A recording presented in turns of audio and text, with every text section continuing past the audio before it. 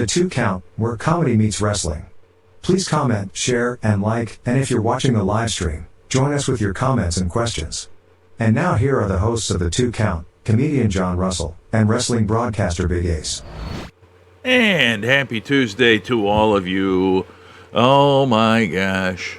What a world, what a day, what a life. If you're watching the stream behind me tonight, this is Fort Walton Beach. I am kind of keeping track of the Hurricane Elsa, which looks like it's going to be a little bit rugged for the folks down in Florida. We hope that our friend referee Billy J is getting shuttered down. I don't know where exactly he lives in Florida, but it looks like it might get a little bit rough down there. I was looking at a lot of, you guys know that I like to look at a lot of the different live cams that are out there. There are, this one is, Rowdy, how you doing, buddy? That's fine, absolutely fine. Give us reports, Rowdy, we appreciate it. Let us know what's cooking with that. Great American Bash is on, for those of you that are peeking in here and like Rowdy, we appreciate it. So, give us a reports because we're gonna watch it. Anyway, so that's going on. The new job, it's going. I guess, and a little bit of news that is surprising and yet not. Did you hear the news, folks, that one of the Usos was pulled over yet again for drunk driving?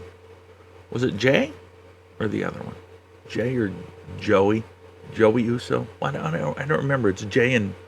I'm sorry. I didn't realize you were just jumping in. I thought you were just still talking about... I'm blathering on about stuff, but this is something that popped up, and Well, there's a lot to talk about. We got a lot of things we can talk about. The USO stuff that went down today. I have the card for American Bash, so we can talk about that. Oh, nice. Since it's happening right now. But just give me a moment, though, because I'm trying to send out some stuff so people know we're on. Perfect. MSK, Thrasher, and Ciampa first match. Nice. That's good. That'll be a good match, I think. But anyway, was it... What are the names of the Usos though? It's Jimmy and Jay. Who? Jim? Jimmy and Jay. Jimmy's who got arrested. So Jimmy, that's right, because Jay's the one that's married, right? They're both married. Jimmy, I think, is the one married to Naomi though. Jimmy's married. So because here, not the last time, but the time before that when he got arrested, she was with him. Yeah. Because the talk was kind of maybe he got her out of it. Attacked the police to get her out of it because she was the one actually driving. Yeah. Well, anyway, Mr. Jimmy Uso apparently blew a .205 live, which is that's a lot of alcohol, babies. The legal limit. Yeah, I think I was like a 0.12 maybe. Yeah, and I think many years ago when I I mean, and I think what is the legal limit now? 0.08? 0.08, it's 0.08, same it was. Yeah. So he is more than 3 times over the legal limit. And it just occurs to me that with all of the talk, and this is obviously an ongoing problem for him, that I'm surprised that it's said that a decision will be coming shortly out of WWE on him. Well, they've got to at least. It said the last time that it happened, like him not getting let go then was kind of the whole you have one more chance. Yeah. So that one more chance appears to be over. It's a shame for how talented he is and how great he is. And maybe they won't let him go. Maybe they'll do something else. I know there's people who are, to be real, if they let him go, that's just what kind of message is that sending? But it's and I think it's funny. People don't remember this is not a first occurrence. A lot of people, he got one knowledge, but it's more than that. This is It's a I regular. think there's been 3, 4, 5 actual. It's a huge incidents, problem though, that he's had due to drinking and police. Yes. They may have not all resulted in the Deweys, but I mean, He thinks again, he's. people keep referring to the last one, but people forget the one before that was him and Naomi. Yeah. And then there was 1 or 2 before that. Like, right. At this point, this guy just has a problem. He's got a problem. It's got to be addressed. Right. And they do need to. And here's the deal. Even if they were to let him go, WWE's still going to probably pay for any treatment he'd be willing to go to. You know what I mean? So, like, that really has no weight on, well, you shouldn't let him go. You should just get him help. Well, right. This is at a point where, as a company, you're at your wit's end, because how many times can you put this guy in decent storylines and now he's not going to be there. You can't fulfill As of it. this Yeah. recording, he was still in jail. There it is. Hi, Zach. How you doing? Rowdy says he was half of that on Sunday night. So good for you, Rowdy. Good for you. Knowing your limits, brother. But yeah. So I found that interesting. I found it unfortunate for him. I also found literally the level that he was at was absolutely amazing to me. But knowing some people who have issues with alcohol, it is a progressive type thing, and it takes more and more. You get used to it. I guess I didn't. I got the one, and I was like, hey, that's not fun. Yeah, that's kind of how I was. I got one, and I was done. What was it, 50 miles per hour in a 35 mile per hour speed zone, and then the cop said he could smell the booze on him. Good for you. I got caught going too fast down Broadway on. Oh no, that wasn't me. That's Jimmy. Oh, that was Jimmy. Oh. No, I touched the center line and they followed me in a gas station and got me. It was I don't know, Zach, because I don't know how many times he's gotten off. Like, see, here's the thing though. He got one for sure the last time around, but like he didn't get one the time before because Naomi was driving. He had the disorderly, I think, because he was getting in the cop's face to take attention off her. But again, I could swear to God there's at least 1 or 2 more incidents that had happened before that one in Detroit. I think there was one in a Mania City. Yeah. It was in Michigan for sure. See, I think the issue is it kind of depends on the local or state law. So depending on where his driver's license is issued, that'll have a difference. And then depending on what state he got it in. So, I mean, if he got it in Florida and his license is in Florida, that's one thing. If the one he got up in Michigan was, and whatever amount of time it was back then, it may or may not count differently. Well, but that wasn't when he got one in Michigan, though, because that was the Detroit one was him and Naomi. So yeah, that was the fight. Yeah. I don't remember where the last one was. It was somewhere random. But before the one with Naomi, though, I think there was another time where he had gotten pulled over for this. Yeah. Again, it's just obviously this has been a thing that's been going on. Obviously, those guys like to maybe have some fun. You know what I mean? JJ, how are you? Good to see you, man. Like, how fun is it when this is? You know what I mean? Like, I mean that they should at least suspend him. But I mean, I don't. Yeah, but that's just like, where do you draw the line as an entertainment company? Like, this is in mainstream. I mean, TMZ reported it. Yeah. So obviously, it's not just the wrestling world. You know, like, he's a bigger name and he's WWE, and they are going into a really big show in SummerSlam. So this is all bad timing too. So I mean, yeah, do you keep him on and wait till after SummerSlam, suspend him or whatever, or fire him just because you got this big lead up, or because then you're going to have half of the fan base being like, well, he shouldn't even be on right now. This guy needs help. Or do they get him his help, whether that be also including suspension or losing his job? Yeah.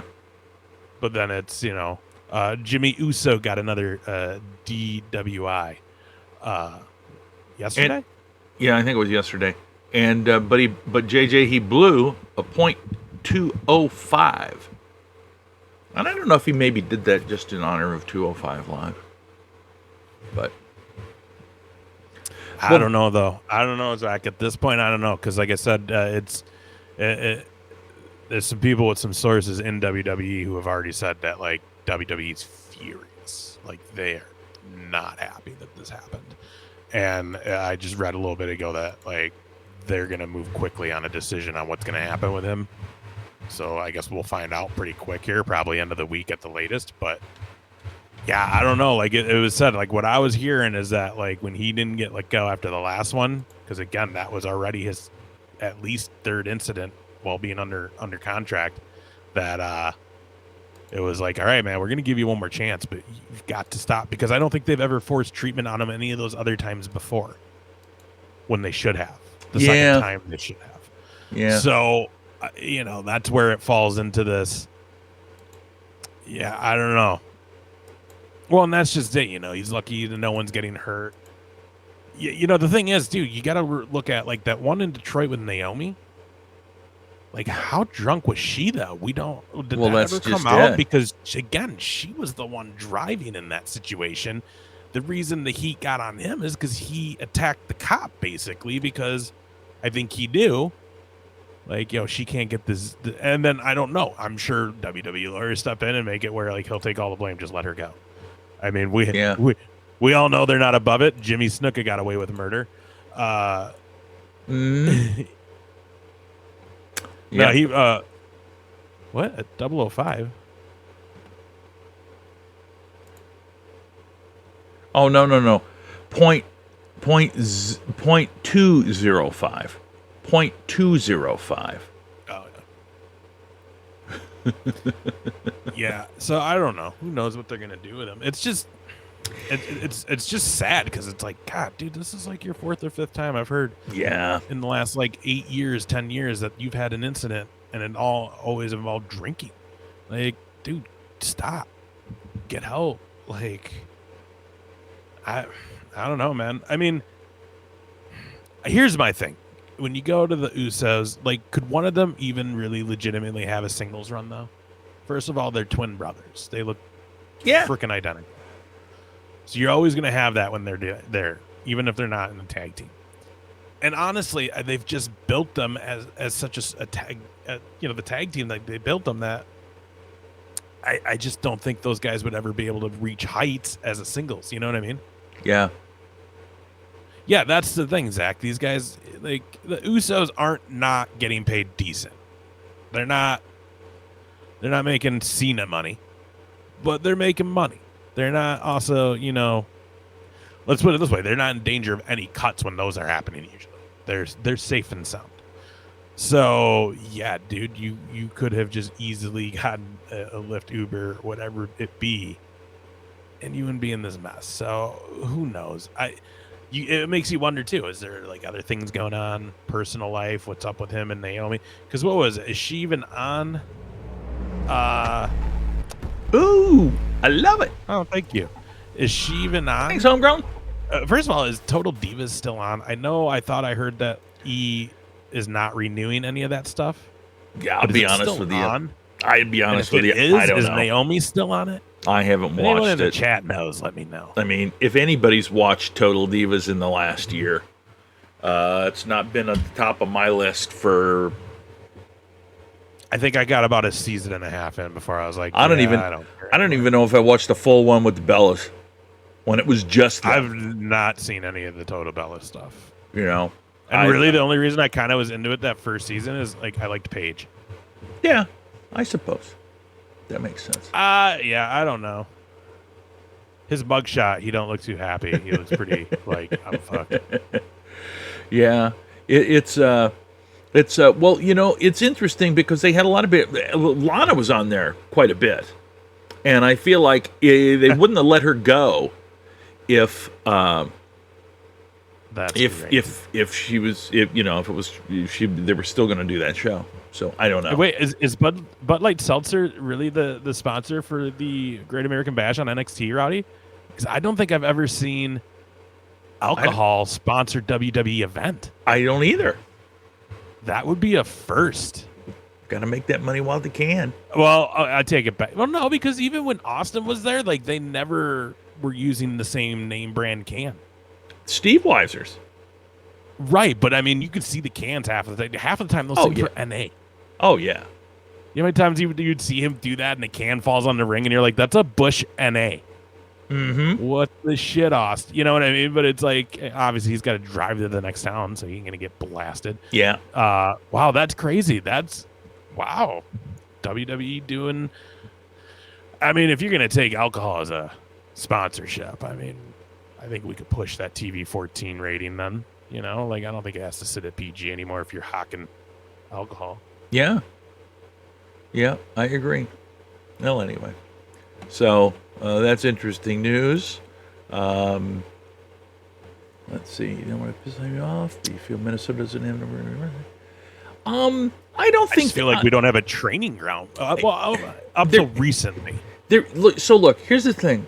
There is a training ground, but and don't get me wrong, there's a ton of good wrestlers up here that are wrestling indie, but there's nothing major. It's not like, you know, when the WWE had no competition as the major only one. I mean, let's be honest, ROH and Impact are of no consequence. Even though there are great wrestlers on both of those promotions. The problem becomes, if you are from Minnesota and train and get good, what do? You got to leave. And in many cases, I feel like there are, because we found this out about Heather Monroe. She's from Iowa. Never ever wrestled in Iowa. You know? And once some of these guys leave, you don't know what their personal, you know, what their persona is going to be from. They may be from Minnesota, and they may be, you know, their persona may be from, you know, Cobb County, Georgia, or wherever the hell it might be. Pick whatever one you want to. And so a lot of them just build themselves from where they probably had their like big start. Like you said, they move somewhere else, they start wrestling, exactly, getting that buzz out of wherever they're living, so they'll start billing themselves from, you know, I'm from Philly, I'm from New York, I'm from Florida, because everybody thinks Florida's that hotbed. You know what I mean? But honestly though, you're starting to see more pop up right now, right? Because Eric Anna was just on Dark Top Flight. You got what's her name with the Varsity Blondes? Julia Hart, or whatever. She's from Minneapolis, I believe. Yep. Gosh, who else? There's more. Is Ruby Riott from here, or she's just been up here and wrestled several times? She's just been up here. Okay. I feel like Eric Redby or Rowan at one time was here, though. I think that's like right. Maybe at one time Brody Lee was up here. Man. Well, so Ken Anderson's a guy who billed himself from Green Bay, Wisconsin, and basically was there, but he now resides in Minnesota. Yeah. Molly Holly, Minnesota. Right. She's always been, but he's talking about up and coming folks.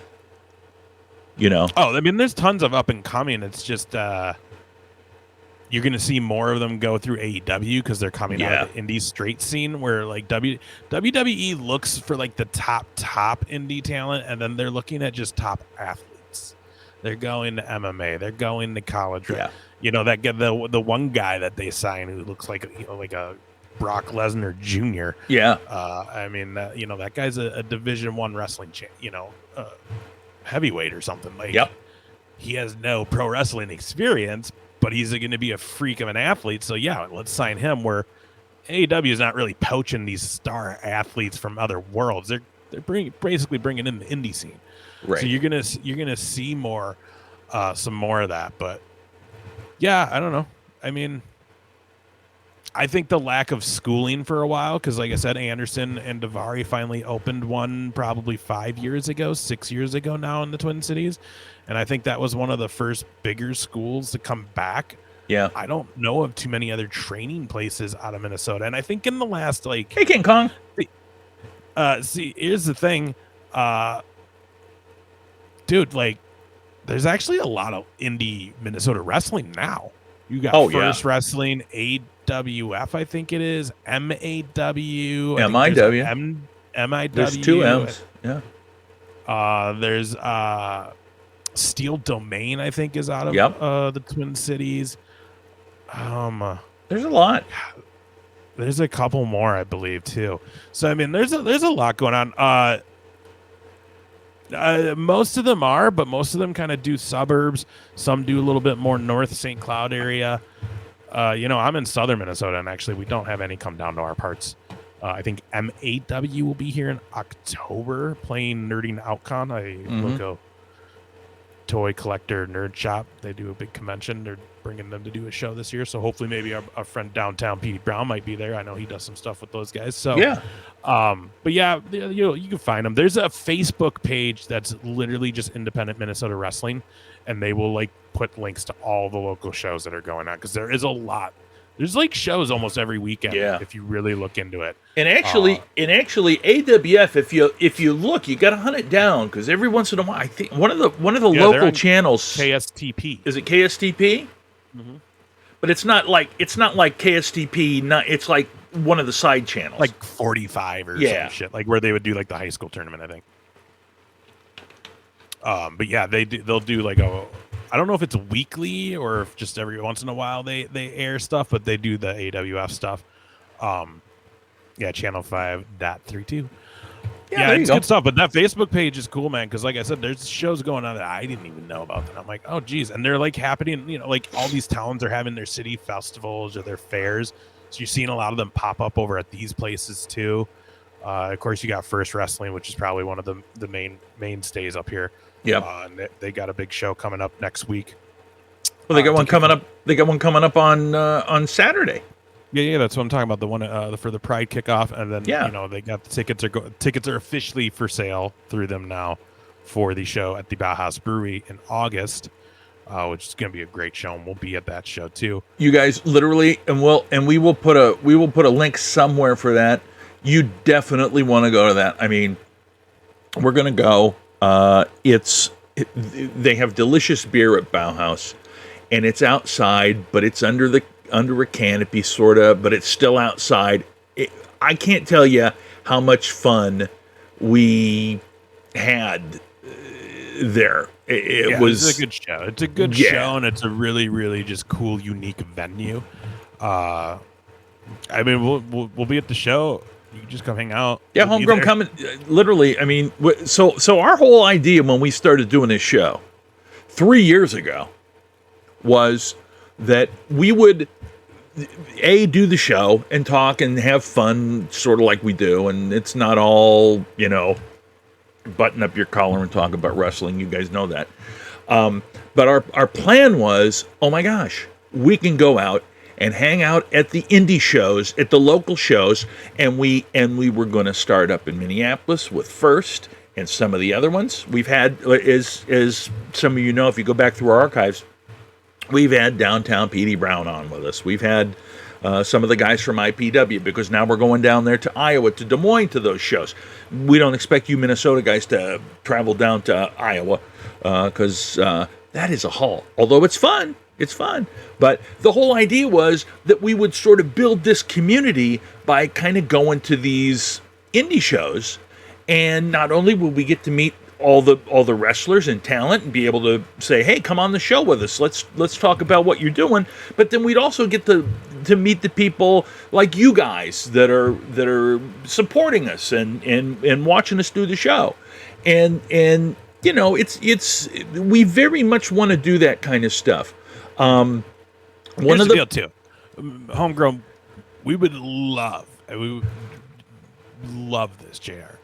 We would love to have the opportunity to where we can sometime in the future do a live 2-count show. We'll stream it like we do, but like in front of a live audience. Oh, that'd be great. Like that is always going to be a goal we could do. And obviously if we do something like that, we would love to do the meet and greet for all the fans that would come to that. We're just not quite there yet. So we just need you guys to spread the word about the 2-count so it can blow up a little bit bigger, and then we can do something like that. And it would be great, because that would be ultimate goal, is that we can do a fun live show up in the Twin Cities area, have everybody come, We'll stream it live. It'll be just a great time. Bring some guests on. We can deal with it, JJ. We can figure it out. We'll do a Q&A section or something from the audience. We can figure it all out. It's all. You may have to just pick one really good one to throw out, though. But you got to realize we'll figure something out. that we can also probably have comments on a monitor in front of us and definitely have it on the back and play the thing behind us. It'll be slower than you're seeing, but you're making it too complicated. Oh my god, dude! You can go buy an inflatable projection screen for fucking go! I don't have that money. No, I know, but that's why I'm saying, like, dude, we can do it for free. Well, okay, but point being, yeah. I mean, and you guys know that are followers from Twitch Talk. We Corey has been working on a comedy show with me and Jesse and Tommy Chillstrom and himself, and it's just a matter of picking a date that we're all available. We love doing that kind of stuff. I mean, that's the whole reason for doing this. But yeah, the thing is, the more people we have, the easier it is. The easier it is for us to go to a venue and say, hey, look, we're going to bring 50 people in here. Can we use your room? You're going to get all of this, people are going to buy beers and they're going to have food and we're going to do our live show, and then all these it'll be more money than you made without us. At this point, we don't have a whole lot of leverage yet. I'm trying to think if I know anybody that even has a venue that I could use. I mean, I could pull some strings, but then the problem is I don't want to have to say, oh yeah, we're going to do that. I mean, I'll be honest. I did tell Jesse I would go and meet him up at Applebee's one day, but he declined. That's not on me. It's not on me. We'll figure it out. But if not anytime soon, by hopefully next summer we'll get there. Live. Well, it'll be fun. But definitely, if we're at any indie shows, or you hear us saying we're going to any shows, by all means, come and say hello. Come hang out. We're all about that. I'll tell you, tickets for AEW's All Out go on sale this Friday. By the way. Oh Jesus God! I'll tell you this now, and we'll have to talk about that a little bit. I want to go if we could get tickets, if they don't sell out, because they'll sell out fast. This. But I may not be able to go to all this stuff. Sin, how are you? Good to see you. Thank you for popping in. We appreciate it very much. Hello. So, but here's what I was going to say. I don't know if I'll be able to do it directly after the show tonight, but you raise a good point, Homegrown, in this whole conversation. So what I'm going to do is I'm going to make a calendar that I'll put on our website. And if you haven't checked out our website, it's simply the2count.com, all spelled out. I think what were the tickets for first? Are you talking about first, or are you talking about all in? 20 maybe? First 25? I think is 20 or 25. But I'll tell you what, man, we had so much fun, and I can't remember. Oh, by the way, also we're gonna be at the SmackDown on July 30th. Oh yeah, yeah. And by the way, if you guys want to go, and I know how people feel about WWE. To be fair, SmackDown is the better show. This is going to be one of the first shows that has live people again, and I think they're having a hard time selling tickets. So yeah, I think they are like buy one get one right now. Buy one get one free. Get a good deal, guys. If you want to go on Friday, July the 30th, to WWE SmackDown, and it's gonna be what, a 2 to 3 week from there with SummerSlam. So I mean, things will be picking up. I think it was 2 weeks, because I think SummerSlam actually is on. Is it the second week of August? I think. Yeah, something like that. So, it would be the week. I think it's the week after Labor Day, right? Either way, It's going to be a couple weeks out from SummerSlam. So Yeah. like business will be cooking. We'll have a whole better idea of what's going on. Maybe Brock's back. Maybe Cena's back. Maybe Taker and Goldberg come back. Who the hell knows? Don't. You're breaking my heart. You started building it up, and then you went. I Cardi honestly, B's gonna be there on the microphone. she won't be there on. She'll be at the SummerSlam, but she won't be at Art. No, that's what I'm talking about. I'm talking about for SummerSlam's Cardi. I honestly believe, and we talked Right about now, this a we know little. nothing. We talked about this a little last week. I honestly believe that Brock will come back on the SmackDown that we're at. I mean, I would love for that, but he's literally only been in Minnesota once at a WWE show the entire time he's been on the roster, and it didn't work. So if he's coming back, he's going against who?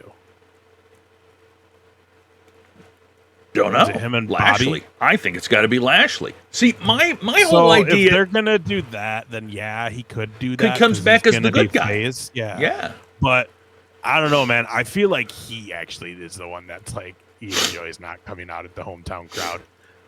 Yeah, maybe. You know what I mean? Maybe. I really do feel like that's where he's at in it now. I think I he don't know. likes not having to come out. Maybe. I don't know. But We'll who see. knows? I mean, We'll see. that's just it. At this But- point, we don't know if any of that's actually happening. It's all just hearsay at this point. But by anyway- the time we go to SmackDown, though, we're going to have a pretty good idea if that shit's happening. I think we will.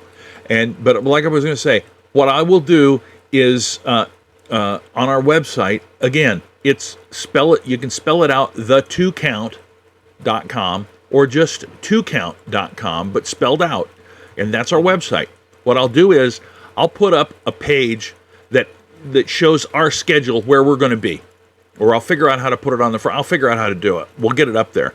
But that way you guys will know that if you want to see where we're going to be, you can just go and look at that calendar. If it's somewhere that's close to you, sometime when you've got a free day or night, depending on what it is, that way you'll be able to just hop in and come and hang out with us.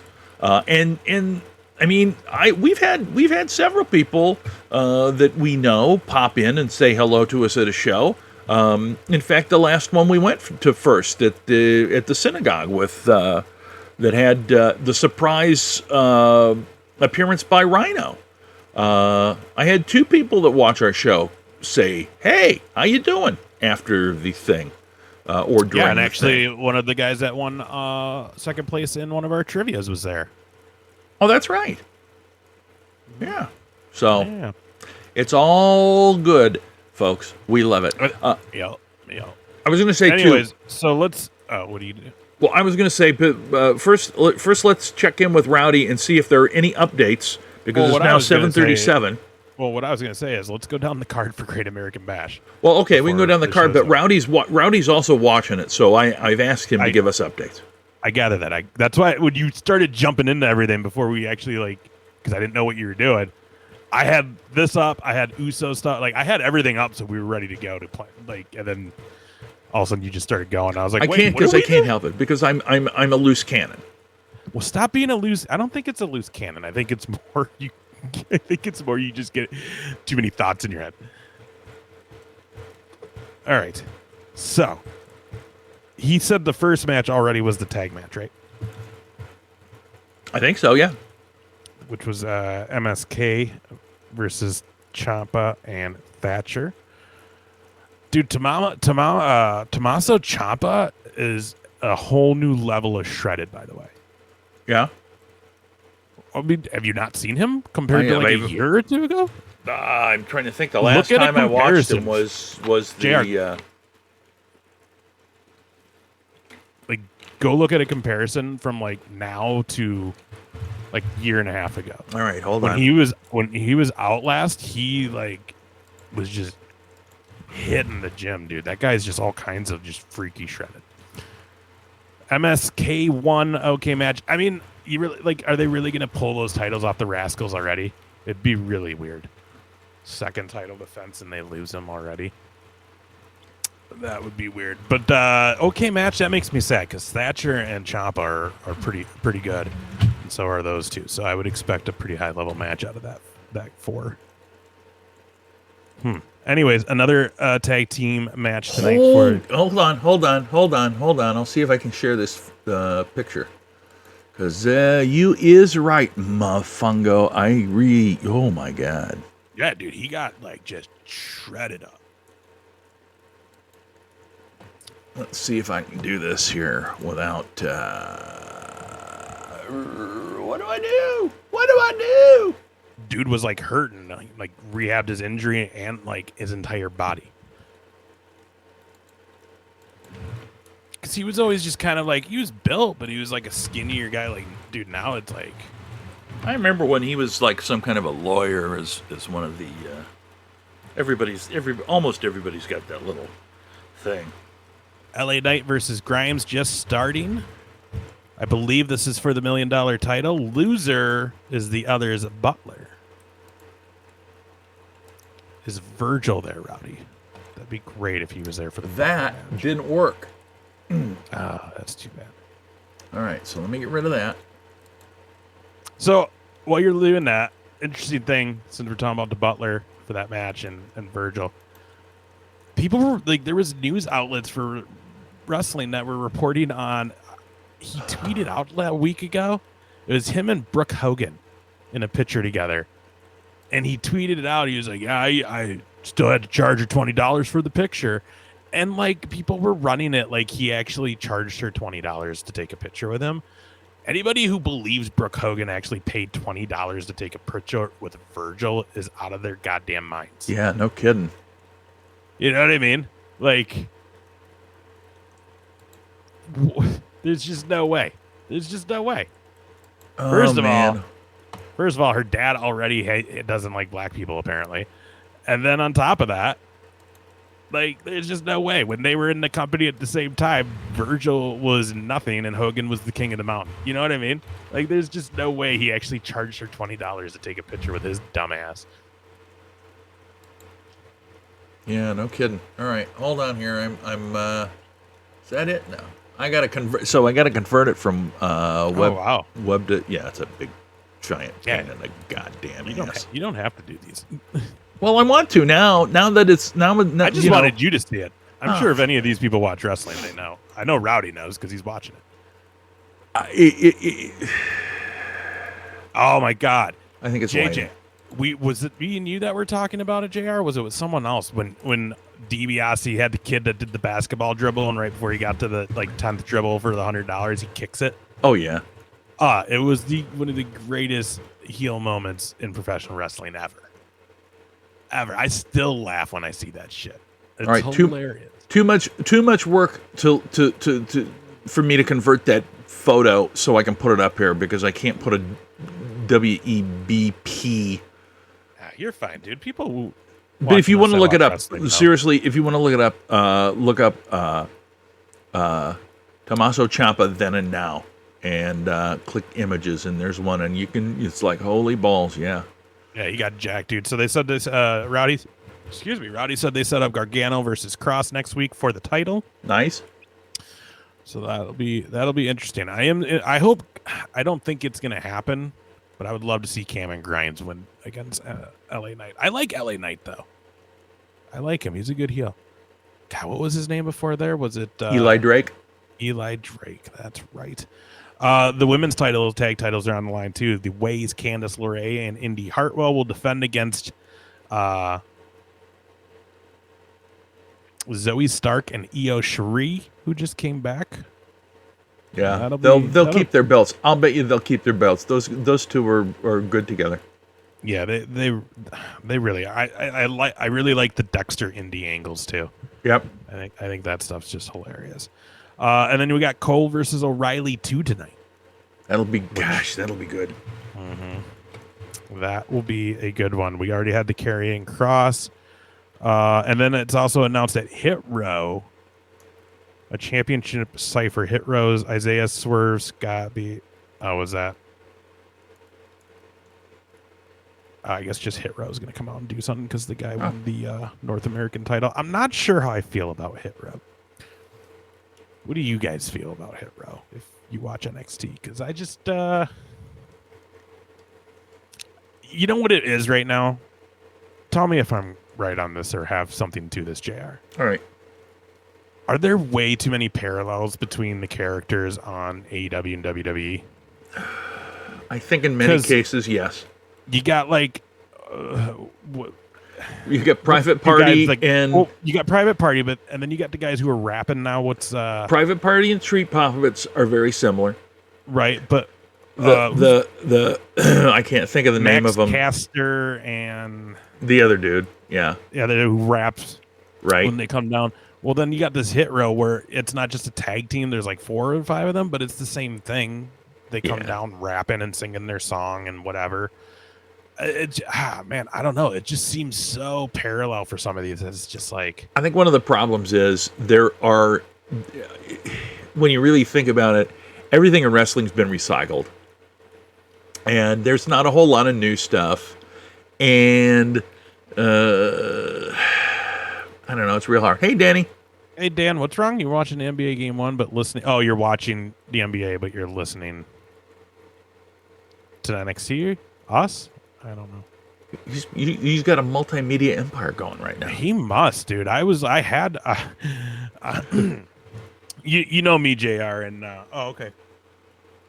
Thanks, Dan. We appreciate it. You know me. I've recently dove into my golfing hobby. Yeah. And now it's slowly becoming kind of an obsession and not a hobby. Good for you. This year. Yeah, I love it. I played. This is what I hate about golf, right? I play on Friday, and I shoot a 117. No, 123. Yeah. 123. I go to the same course on Saturday. My goal for the year is to just break 100 once because I've never done that in my life. Shoot 100 on the nuts. Oh. Was hitting the ball great for me. Was doing just really good for me.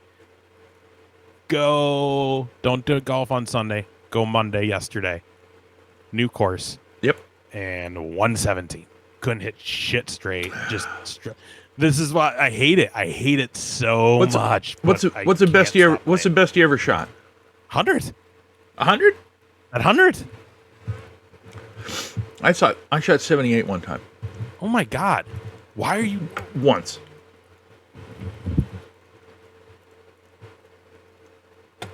I could get under 100. I was anywhere from 90 to 100 typically, unless I was it was a par 3. My 100's on 18 holes. Mine too. 78 was the best I ever did. But you hit a hole in one before too, though. Yeah, which is surprising because you know my eyes. I can't see for fuck. I have no depth perception. How banged up are you? I'd love to see you at a driving range. Oh, fuck, dude, I can't do that. Couldn't do it. I got so many hitches now, particularly my knee. If I twist my knee, and it's just starting to get better now after working at the 56 at a mini golf course. That's okay. That way, Dan. But I got one in the goddamn clown's nose. If I were to twist my knee now, it's just starting to get to the point where it doesn't hurt all the time. And this is from like end of December, early part of January. So if it takes 7 months for me to get that fixed and back to normal, I'm like, man, I gotta just watch it. What I have to do is, I'd like to try to 3 dozen golf balls. 36 dozen. Hell yeah, 36 dozen.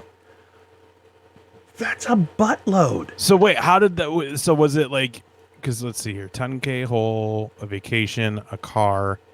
So 36 fucking. That's wait a minute. I have to do the. Were you hitting for that prize, or like was that the 4th place prize? How was this? I've never done one of these prizes on all par 3s. Okay, that's 432 fucking golf balls. Probably not, Zach. Just because. Well, I don't actually honestly know our arrangements on getting to Waterloo yet. Me and JR need to still figure that one out. But probably not, just because I still got to get my pass. Yeah, we all do. Oh, okay. You're not alone on that, my friend. Oh, okay. Yeah, we all do. which is something else we'll figure out once we're not on live. But yeah, we're bringing, we got to bring all the equipment and then all that. I know you did, Zach. I know you get those things right away. No, honestly, it's just been other bills, man, with the medical shit that I had to pay for, and it's just things just got a little tight these last couple of months. But yeah, no, we got to buy those this week. We just haven't done it yet. But fuck. God, I wanted to, man. I wanted to, though, but nah, it's going to be... Because I'd have to go drop my nephew off and JR. They're not going to go. I'm going to go by myself. Yeah, you can go. And then that's going to take me 3-4 hours. So, no, we'll just drive straight down to the hotel and relax.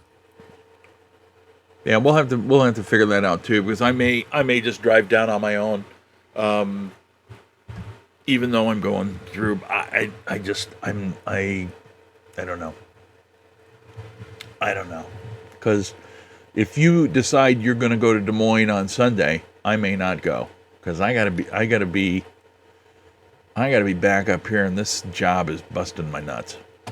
Oh yeah, the only reason I'm going to go is because it's like 2:00 show. Yeah, so but I still don't want to drive. I still don't want to drive from 6 o'clock on here. Well, you know what I'm saying, though. No, yeah, that's fine. I don't know. I'm just gonna go and watch the show and then drive home. We'll figure it out. We'll still figure it out. I don't think we're gonna do anything for it. I'm just gonna go watch it and hang out with Wes for a little bit and then come home. All right. I mean, I would really like to see Wes and King. Zach, by the way, we'll need to talk later this week. Yeah, there you go, Zach. How about that, JR? When we just get to the hotel Thursday, we can all just hang out and watch Suburban Commando. Yeah. We'll have just a little hang sesh and watch some really shitty Hulk Hogan movie. Sounds wonderful. Because the pizza party doesn't start till like 6 or 7 anyways, and we'll probably be there at like 2 or 3 to check in. So, and the pizza. So Thursday night usually isn't much. Where are they doing trivia? Zach, did you happen to see that? I feel like you're way more on top of the lineup for everything. By the way, everybody, yeah, definitely. I still will not be able to drink any alcohol, Zach, but we'll definitely do some stuff. What do you, homegrown? What pins are you talking about? We don't have any pins. I have magnets. That we have, and we never did ever send out. Son of a bitch. We never did ever send out the Mama Lejeune's stickers. They're stickers. I'll still send them out, but it's going to be a bit because I don't have the free time, so it'll have to be a Brungles. But all you guys. No, we have no Pruffle. We have no Pruffle merch. You got to buy your Pruffle merch. But I've got Brungle stickers to send out, and we just never did it. But Boo. Oh, that would be Sin. If you could help me with that, that'd be awesome. Because I was trying to send them to Corey, and you know how far that would go. If you do that, I will absolutely. Send me an email with your mailing address again, and I'll just send the whole pile of them to you. And if you send them out and let me know how much, I can pay you in stickers. Well, here's the thing. Discord is fine. I just to give you an idea, I just checked in there this afternoon and found, email is awesome. I appreciate it. I was gonna say I just checked in and Jesse put his down or had given me a link so I could download his rap for me, and I just now got it. So Corey would cover his naked body. Well, I don't know if he would though, because stickers would really stick to all that hair. Yeah, you can send it to itsjohnrussell@gmail.com, itsjohnrussell@gmail.com. I believe I've rid myself of all the hackers, so that's a perfect email. But yeah, it's I don't know. It's we had all these big ideas. We had all these big plans. I don't know. Oh, there they are. Yeah, I'll just send you one big. I'll send you one big envelope, and I'll send you some stamps, and then you can keep out whatever you want, and I'll send you. I think. Do you have all the stickery stuff that we've got, Sin? Maybe. No, Ace is not. Rudy, how are you? Ace is not asleep. He's just impersonating the cat. Okay, I'll send you a little something of everything. Sin. This just has gone way off track that I'm just now watching the Tom Brady golf match. Oh, how was that? I don't know the score. That's why I was trying to look up the score. Because before we went on, it started at like 4:30, so I've been watching. Oh, that was today. What, did they delay it? No, it was always not live. I don't think it's live. Oh. I think they did it probably this weekend, but it aired tonight. We're better than average, I guess. Yeah, dude. I love dude. It's Phil Mickelson is the man, by the way. He was cracking me up the entire time I was watching it. Yeah. He was just talking shit. It was just great. It's yeah. All right, perfecto. So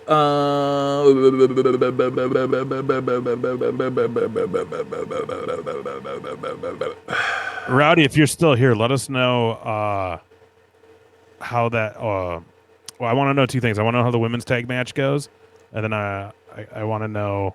Let us know if we're still on when it ends. Let us know how the ending goes for Cole and O'Reilly. Yeah, absolutely. So I feel like we got to see the other two somehow get involved. I mean, what's his name's in the diamond, whatever now. Yeah, but where's Bobby Fish? Well, yeah, that's a good question. Those guys have been together for so long. That's a good question. Rowdy said LA Knight won and that it was a good match, which unfortunately means Cameron Grimes is now going to be LA Knight's butler. Nice. That's good TV right there, man. Homegrown. What I'm looking for is so I'll show you this, and you're already hold on a minute.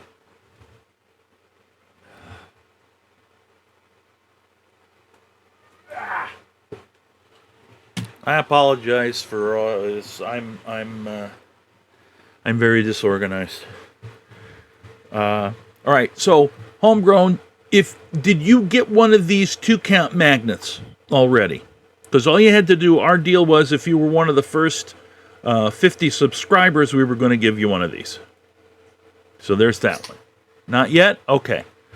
And then this one, John Russell Loves You. This is a $5 one. 5 beans. So there's that. And then the this Brungle sticker we gave on Twitch Talk. Mama Lejeune, a Brungle for me, I guarantee, of course. Was a deal for subs or something or other with Corey's show, and we just never sent them out. I don't know if anybody ever got any of these. I don't think anybody did. So we can take care of all of that. So if you want to send a $5, or if you want to, give us a $500 500-bit donation, then I'll get your email info and I'll send you out a whole pack. So we can do that. Yeah, I'm here. And Sin, yes. There it is, JJ. Good deal, brother. Make sure now, you guys, if you are sending me, if you heard the email, make sure that you if you're popping in a donation, make sure you send me your email or send me an email with your mailing address. so that we can take care of it. Because I don't want to forget, and I'll be honest with you, the amount of free time I have now compared to 2 weeks ago has shrunk to damn near nothing. So, thank you, Rowdy. My gosh, I think we only need one more 100, and we get a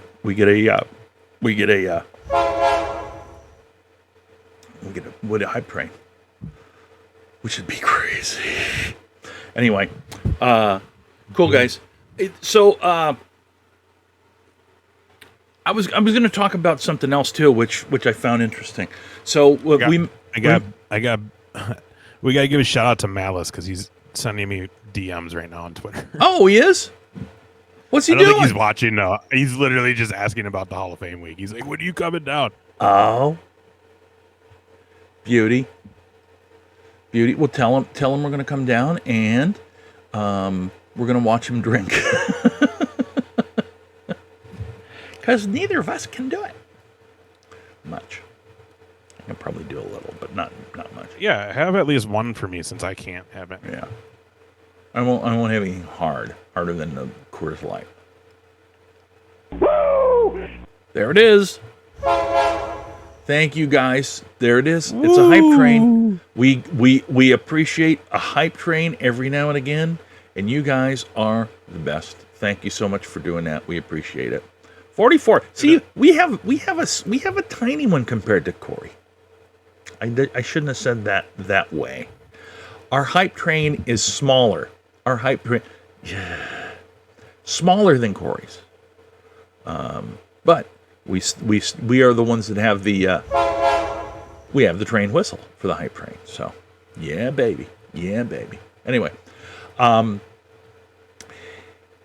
so I was reading that Ruby Riott will be going by the name Ruby Soho, as she has changed her or copyrighted that term for her use in wrestling.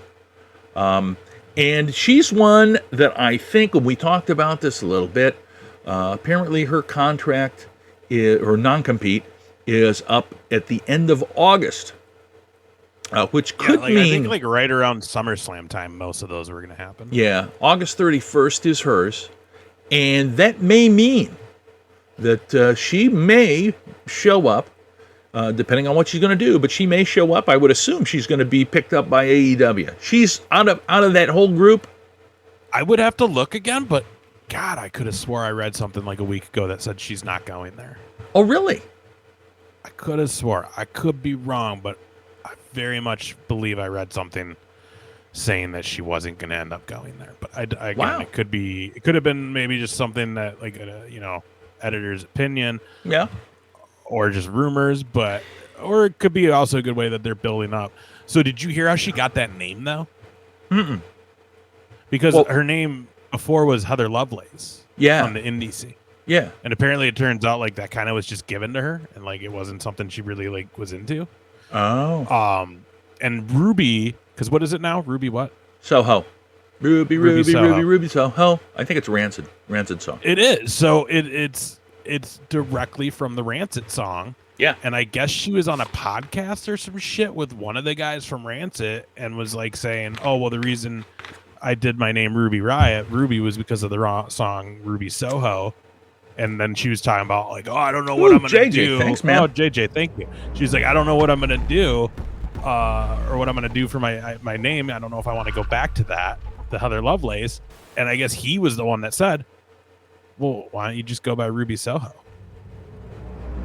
So then they did the appropriate shit so she can trademark her new wrestling in-ring name as Ruby Soho. That's awesome. But it's directly from that Rancid song and directly given permission from them. Yeah, that is fantastic. That's just cool, man. Like if you're a fan, like it's like the Alexa Bliss shit. Like one of her all-time favorite bands is that what is it? Bowling for what? Bowling for Soup. Bowling for Soup. Shit? Like that's like one of her favorite bands, which whatever. I don't understand it, but okay. And like JJ, thanks, buddy. JJ, thank you. And then what do? They make a song called Alexa Bliss.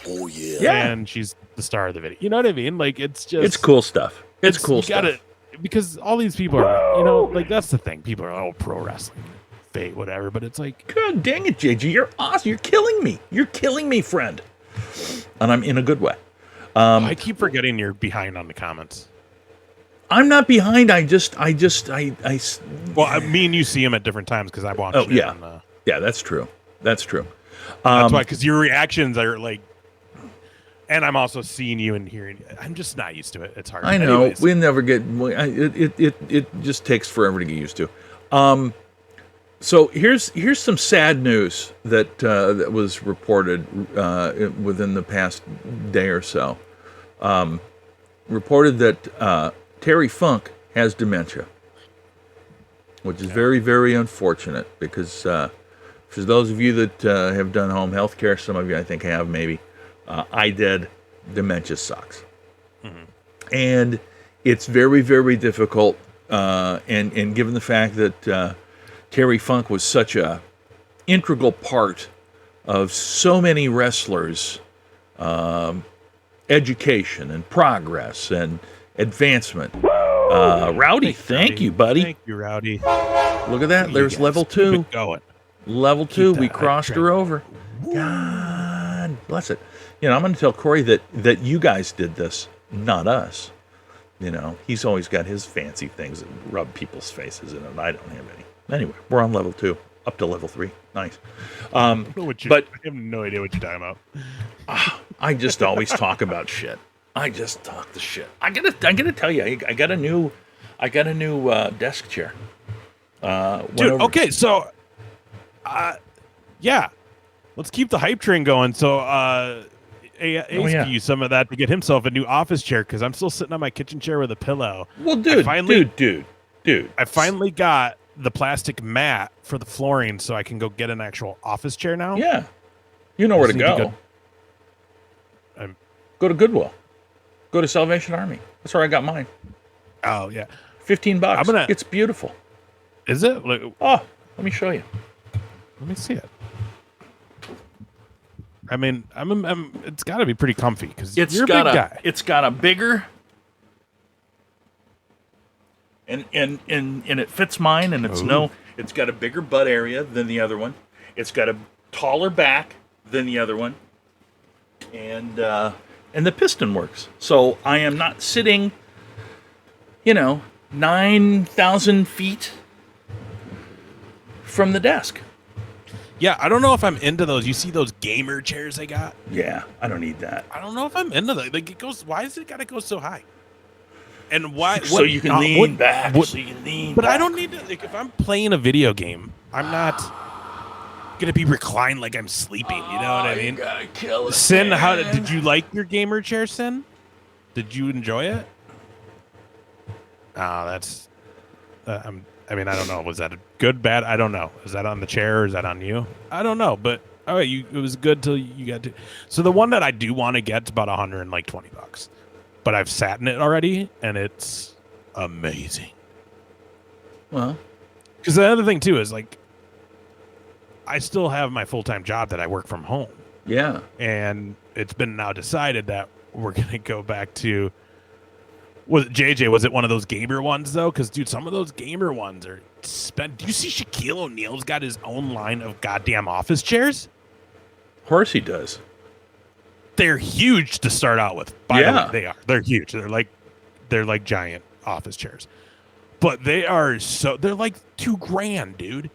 Oh shit! It's like a freaking recliner, and it's an office chair. It's Sealy, I think. It's Sealy, and it's his model though. Oh, so right down in the message area, click on that triangle. Okay, homegrown, and there's your bits. 6, I got it. So you click on that one, and that'll let you send them and/or buy them if you need them. JJ, I'll tell you what. If I could still sit in a beanbag chair right now, I would. My problem is the getting up thing. Dan, you're right. I think that the concussions. No worries, homegrown. I think that the concussions and the head injuries have a huge effect on it. And the reality is that I am surprised. Hi, Ellie. How are you? Hey, Good Ellie. to see you. I think that the that all that has a huge effect on anybody, and the fact that he made it this far in his life before being affected by it, or at least it was announced, is absolutely incredible. Plus, you're not going to meet another guy who's had about 20 retirement matches. No. Just not. I don't think you're gonna get me. Was it Beyond the Mat? No, it wasn't. What There's a documentary. He's on Beyond the Mat. But is that the one where they do his retirement match? I think it's one of them. I don't think it is, though, because the documentary I saw where they follow that, Foley and Bret Hart are at his retirement show and do a match. Where Beyond the Mat, there was a good portion where it was just Foley. Yeah, and this one didn't focus that might on be it. different. That there. Might be different. Maybe it was that card subject to chat, dude. We were talked about it the other night, dude. There's just so many goddamn wrestling documentaries out there. I know, and they're all great. Overactive colon and dementia, but at least I don't. At least, yeah, Hey, so your colon's overactive. It's not overactive. It's an overachiever. That's there it is. Thank you guys. Thanks, everybody. Thanks, guys. It's funny because there we go. Come on, Choo Choo Hypey. There we go. Choo Choo. Hey, that's a dog with a red mask on. Sort of, kind of. It's interesting because homegrown. Thank you, buddy. Thanks, homegrown. Just a little past the wire, but it still counts. And you send me that info and email, and I'll get that stuff out to you, brother. It's a Gilbert Gottfried has a joke about that. Where he says, I went to the doctor. He says, I have cancer and Alzheimer's, and I'm sure glad I don't have cancer. So it's a good one. It's a good one. It's a classic. It's a good one. It's a good one. I like. Have you seen any of the Tom Segura specials? You know what? I haven't. Really? Yeah. Really. I'm not lying. So I feel like if I were to ever get back into the comedy, yeah, and actually started to write and stuff, I feel like I would have my cadence would be more like him. Really? Because you know me, I'm not a loud guy. You know what I mean? True. But That's true. Like I'll just talk, but I'm not going to be like and I'm not like over animated. But he does a great story about going to the doctor and how, like, the doctor is just a dick to him the whole time, like, overweight. Like, and he tells the whole story about he's like, oh yeah, wait, you're married? Like, it gets to a part where he's like, you're married? And Tom Segura's like, yeah, dude. He's like, to a dude? No, man. Dude. And he's like, really? Huh? He's like, what the fuck you think? What's the huff for? Oh, I thought you were gay. And he's like, what? Why would you think? He's like, yeah, look. He's like, he shows me my chart, my medical chart with my history that any other doctor will need to see if I have to go see them. And on it, he says, gay ? And like, it's just this whole story where like finally he tells it. He's like telling his wife the story of like how it went. And it was like all this shit. And she's like, oh God, that sounds horrible. So you're going to go back to him? And she's like, you're not going to go back to him, right? And he's like, oh, fucking right I am. It's like Don Rickles is my doctor. This is great. I love this guy. Show up. He's like, God, you got a fat ass. And he's like, this is great. Oh my God. I'll tell you what, it's funny. It's funny how stuff happens. Because this has kind of happened to me. Now, you guys know that I've had a new job now for 6 days. All last week and today. And we were doing training last week, right? Mm-hmm. Now, I got to be honest with you, because I'm doing telemarketing homegrown for a startup search engine. If you have business-to-business needs, please look up BizConnect and say John Russell sent you. Anyway, so as a comedian, I'm used to sort of, it's like I'm on my own. I'm trying to come up with my own stuff. There is massive competition, and you only have a handful of people that are like, really support you. Right. Like Corey does, but there's a ton of people in Minneapolis that don't. Or like, that guy's old. Who cares? We don't need him, and blah blah blah blah blah, whatever. And it's all good. It's just the way the business is, right? So I'm used to this kind of ball busting, insincere competition. And as we're going through, all these people that they've hired are like, "Oh, hope you have a good day." And I'm like, "What the fuck?" And we get through, and it's Friday, and the manager says, "Well, we got through all of our stuff, so let's I'll tell you what, we're gonna let you guys go a little bit early, and enjoy the long weekend," he says. Now this is on like a Zoom thing, right? Yeah, and everybody's oh boy, and then we also have something called Slack that is a team thing where we post different stuff, and all these people are have a safe and happy 4th, and I'm like, who the fuck are you kissing up to? Why are you kissing up? I'm like, this is not me. This is, you don't do this shit. It's like, but these people fucking mean it. They really mean it, and I'm like, I don't know how to deal with this shit. I sent my team a message saying happy holiday weekend. Well, that's because you're a normal human. You don't do what I do. Thanks, Ellie. At least we know what the real deal is. But you know what I'm like, I can't get used to this shit. Well, so here's the deal though. You've always been you're non-conventional though. But people who go to broadcasting tend to be. You know what I mean? Like, yeah. I can get in line with that office shtick and whatever. But I mean, there's still but by all means, I am not. I mean, there's days where I'm in the office and I'm like, holy shit. I mean, shoot. Sorry, because there's still that side. There's still the entertainer. There's still the DJ. There's still the guy who goes on a microphone and says just whatever. So it's like, it's rough. But I think you've not had a conventional job, office type stuff it's so long. Oh my God, dude, it is so hard. And then so like today, right? So we're going through all this stuff, and we have all these, like sale. I don't know if any of you guys do sales stuff, or so we have Salesforce, which is a customer relation management or whatever the fuck it is, and we have some other deals. So right, so they tried to teach us all this shit last week. I picked up most of it. It's a little bit slow. Some of the people on the team are like, take 2 for you. Yeah, baby. There you go. That's nice. That's awesome. But so there's all this stuff, right? And so they say, "Oh, we want you to post when you make 10 calls." Okay.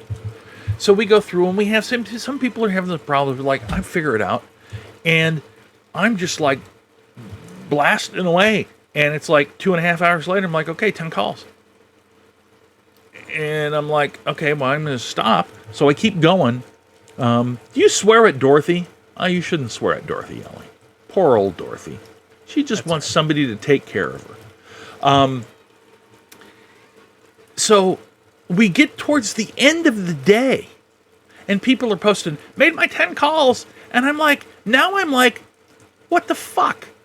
Am I somehow fucking up? Because I'm at 38. Hey, sorry, don't mean to interrupt, but real quick, pause in the story. Zach said Tegan Knox has returned from injury. I see this. Can we get a little bit more, Zach or Rowdy, since I'm assuming both of you were watching the bash. Was it just she showed up? Did she make a run in? Set it up for anything? What's going on here? Because I was just reading about her and how she was going to be back soon. Tegan Knox is a female talent. Now, let me tell you, man. She was the battery charging countdown. What? What does that mean? What am I missing here? Do you know what this means, JR? She was the battery charging countdown. Distraction for the way to lose. Okay. Oh, so the way lost. Oh, poor Indy and oh, that sucks. Gargano's wife. I'm blanking on her name. That's cool though, man, because I love me some Tegan Knox, and that girl has had a very rough go ever since she signed with WWE, man. I don't want to say injury plagued, but injury plagued. Do you know what I mean? Yeah. I've been doing this countdown thing, like a battery charging, the last several weeks. Finally, it was at 100% charge, and they revealed it to be Tegan. Oh, that's cool, though. That's a cool way. You hear that? Yeah. That's a very cool. I've been behind on NXT the last few weeks. So I think the last one I saw was whatever the last pay-per-view was. So kind of like, so it's homegrown. It's hard for me to explain it to you. I'll type it in the chat. What are we doing? I'm typing him my email. Okay. So cool. Tegan Knox returns. Very awesome. I thought I heard that there'd maybe be main roster, but maybe not.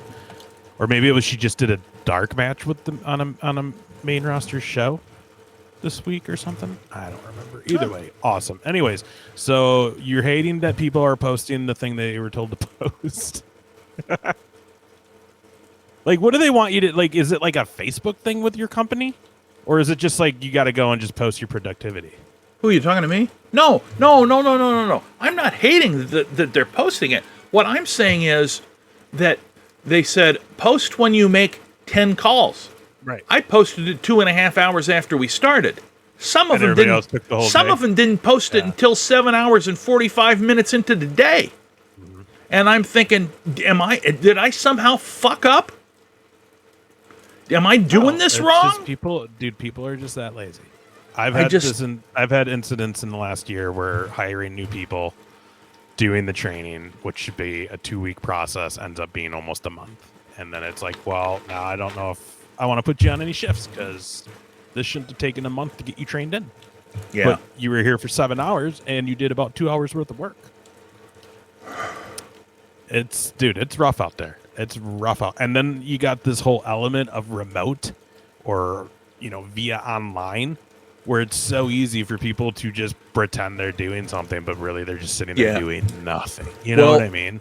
Hold on a minute. Can you hear the rain? I got to see if my window's up. Well, my window's open. I got to see if it's coming in. Hold on. You animal. My windows are open. It's been going downpour off and on all evening, so my window may be soaked. I don't care, though. I don't care, everybody. Let me ask you this, because who all is working, has full-time jobs, and how many of you had to work from home during the pandemic? That's what I'm curious about. And if you did work from home, what was your biggest, what was their most annoying thing about it? What was the one thing that really just bothered you from working at home? I'm interested to see what people say. Or still at home. I'm still at home half days too. Well, JJ, though, JJ, weren't you working? Was it you or was it somebody else working home the whole time? I can't remember. Well, I didn't stop working either. I've been working the whole time, but basically since lockdown, I've been working. I meant from home. Oh, yeah. 8-step commute, unlimited snack, yeah. Yeah, I live in an apartment, though, so there's reasons why I'd rather be in my office. I was in the field the whole time, Robbie. So, homegrown, you were able to get a better job during the pandemic? A lot of people were able to get a better job, which I think is pretty cool. Yeah, awesome. Oh, my God. Ellie, tell me about it. My company, we use Microsoft Teams, which 99% of the time is the best, but we also moved everything to the cloud, and that's been a headache. Dude, I can only email certain things from home because if it's going outside of the company, I have to go to the office to do it because they can't get to it in the cloud. See, I'll tell you what's interesting with mine. See, that's cool, Zach. If I put my TV on while I was at home working, dude, I just wouldn't look at my computer. I'd just be over there. I'm not that strong. Oh no, Ellie, that sucks. That sucks when you got to rely on other people. See, it's interesting on my computer because we use a company domain, yet I still have to go through the Wi-Fi. So I'm hooked up. I'm using Wi-Fi and Ethernet at the same time. Really, that's interesting. Yeah. Yeah, it's so for me. It's really been some glitchy stuff. I guess that's the other thing. I'm at home, so it's like I don't want to just watch TV on my phone. My big TV is right there. Yeah. That sucks, Ellie. I'll tell you, they can be really good. They can also be a pain in the ass. Before we went to the cloud, we were doing like a VPN type deal Yeah. to get to our company's like hard drives and stuff. But I'll tell you, here's halfway through, we switched to the cloud, and now it's just login through Microsoft. Here's something. I'll warn you again for those of you that weren't on with us last week.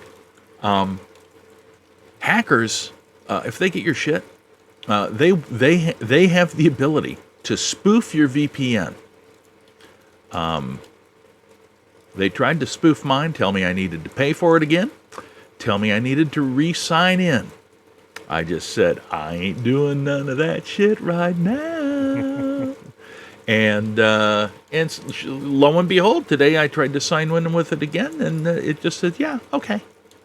So what happens is they are getting so good at this phishing stuff that they know now when you call. It's like, okay. Okay. Oh my God, we're ready.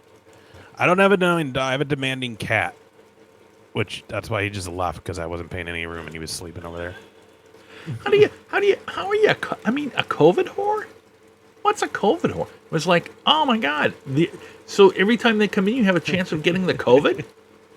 That's not good. Well, yep, that porn on that work laptop just happened to be there somehow. I don't know how it works, but it does. I told you guys this before. I'm getting too old to look at porn, but I still work on the Weather Channel. I would imagine masturbation for you at this point would be more of an actual exhausting task.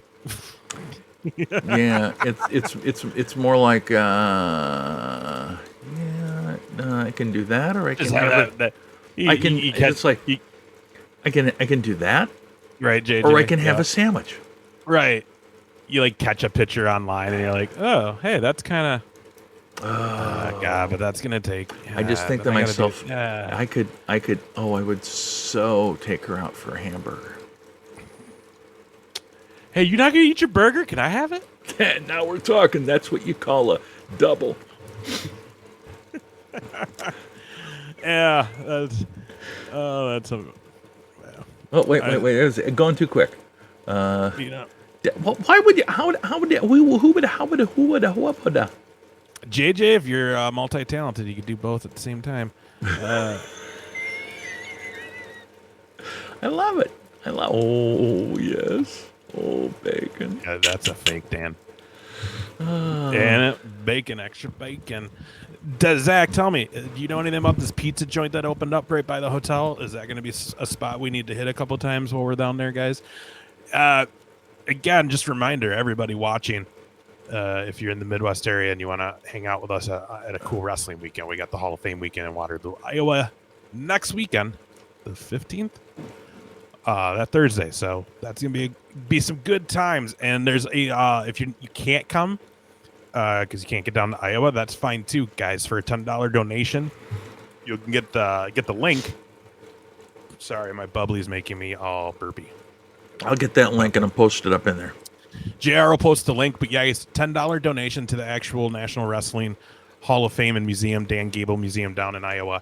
It goes to them. You can get the live stream from Saturday night from the actual Hall of Fame ceremony, the banquet. You'll be able to see everybody's speeches and the induction. And then immediately following after, we will air the show from the night before, the big Hall of Fame show, Friday night in Waterloo, Iowa. Some really, actually, let me pull up some of these matches that are going down there. And again, $10 and you'll get a $10 donation and you get the Hall of Fame induction ceremony and then the show with all these matches. Let's see here.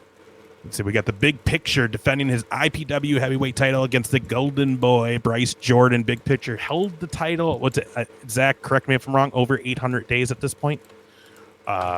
Just an incredible run with that title champion. So he's got that on the line. Can he hold it? We'll see. What's Newton's Cafe for breakfast? is that by the hotel? Let me know. We also will have the Hall of Fame Classic Men's Semifinal, which, here we go. The Hall of Fame Men's Classic show will happen Friday earlier in the day, where you can see these matches. That's at noon, and that's going to have Jazzy against Gable Galileo. Gary J faces off against One Called Manders. AJ Smooth will square up against Drama King Matt, also known as Aiden English. And GPA goes one-on-one with Jeremy Wyatt. And then you'll see the winners from those advanced and have their matches on the main show. We got the Hall of Fame Classic Women's Tournament. First round pairings are going to be Brooke Valentine against Briar Hale, which is going to be a great match. Miranda Gordy against Heather Monroe, another great match. And the winners of those two matches will meet on the big show. This is going to be cool. Actually, I'm not going to say this because I don't know what's all been announced, Zach. So I guess if I say this and it doesn't sound familiar at all, let me know.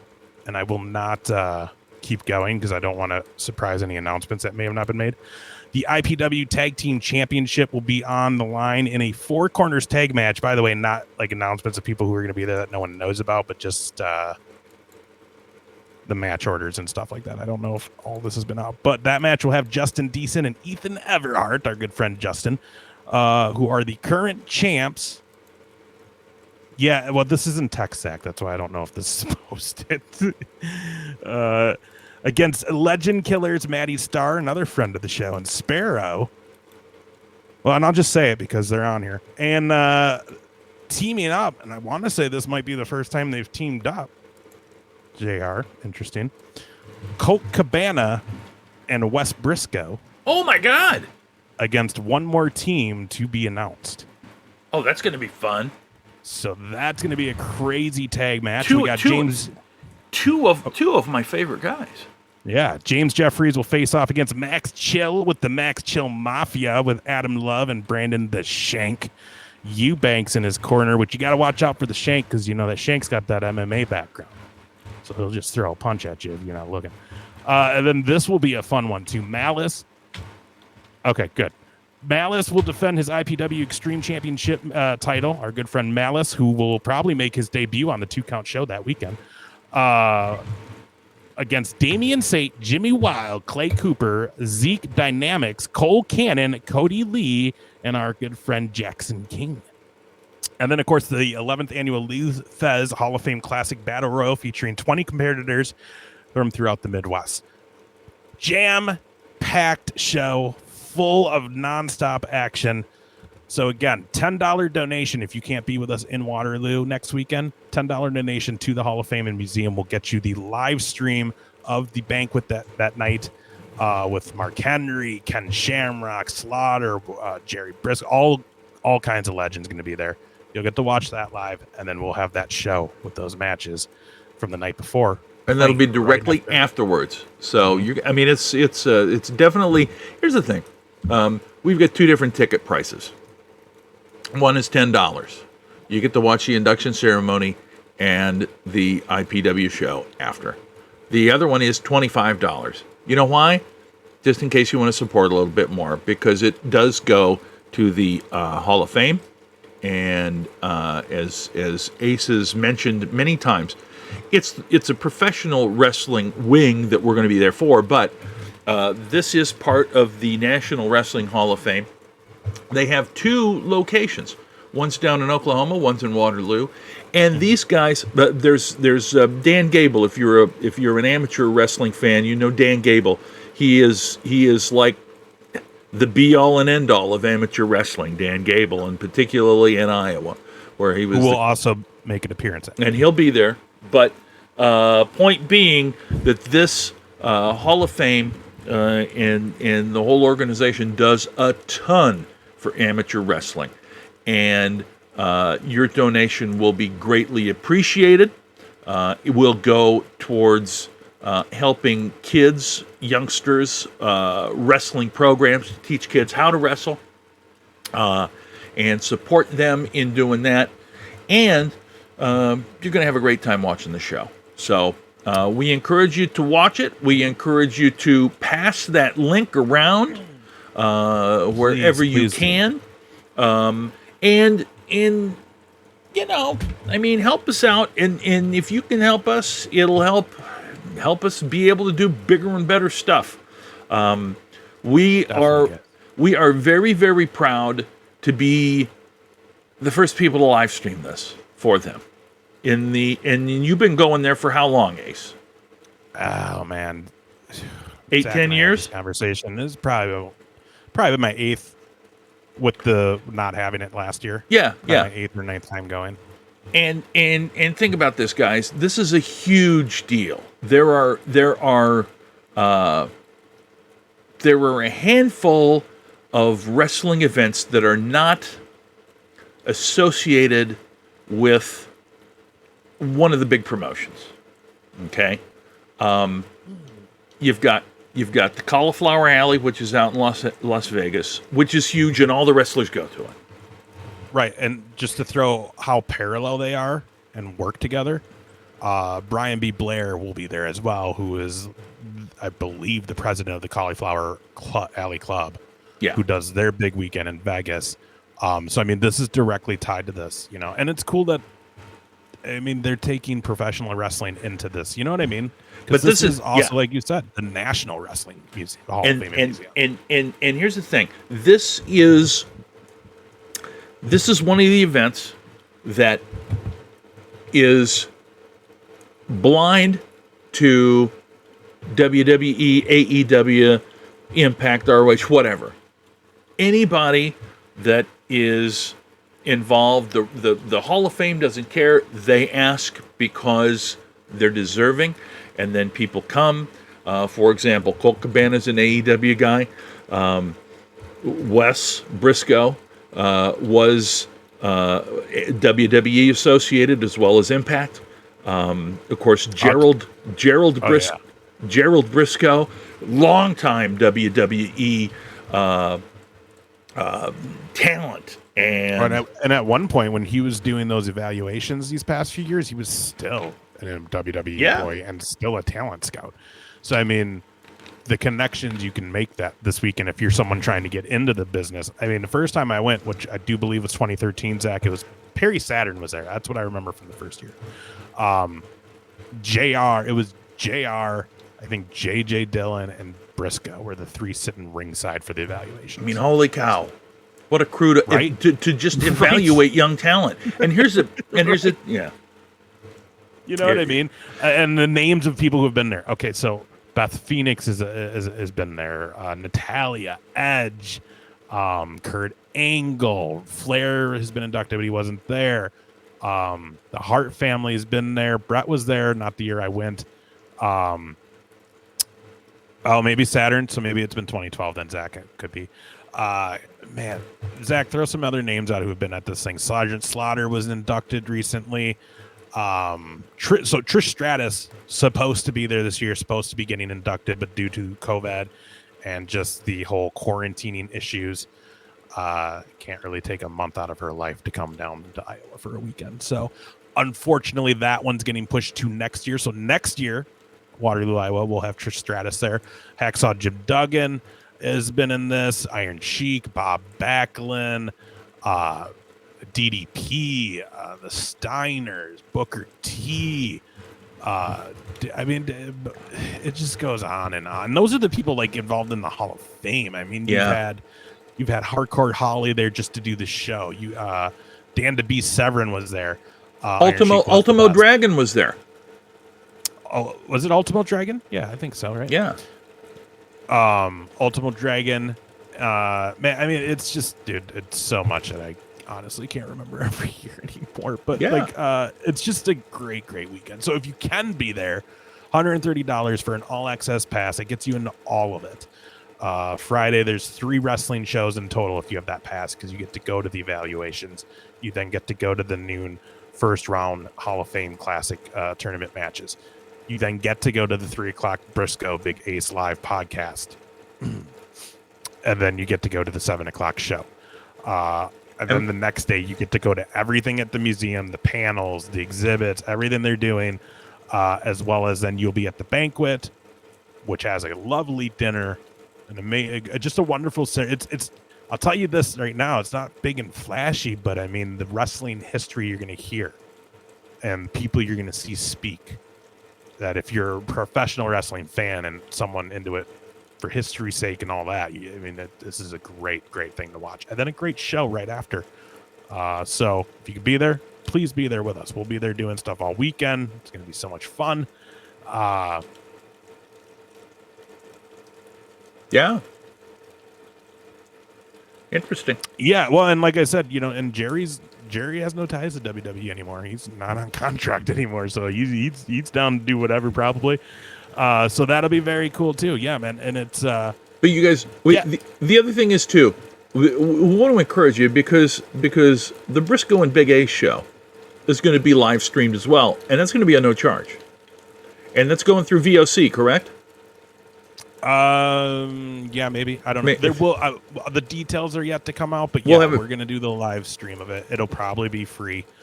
And again, I don't want to say anything, but we have 2 guests that we're working on. One's like 100% sure, and then we're just waiting on the other one. But yeah, and there are other promoters who come. I met and became friends with Danny Cage of the Monster Factory because of this weekend, who is just cranking out talent out east out there. And you've seen that with Damian Priest and Matt Riddle.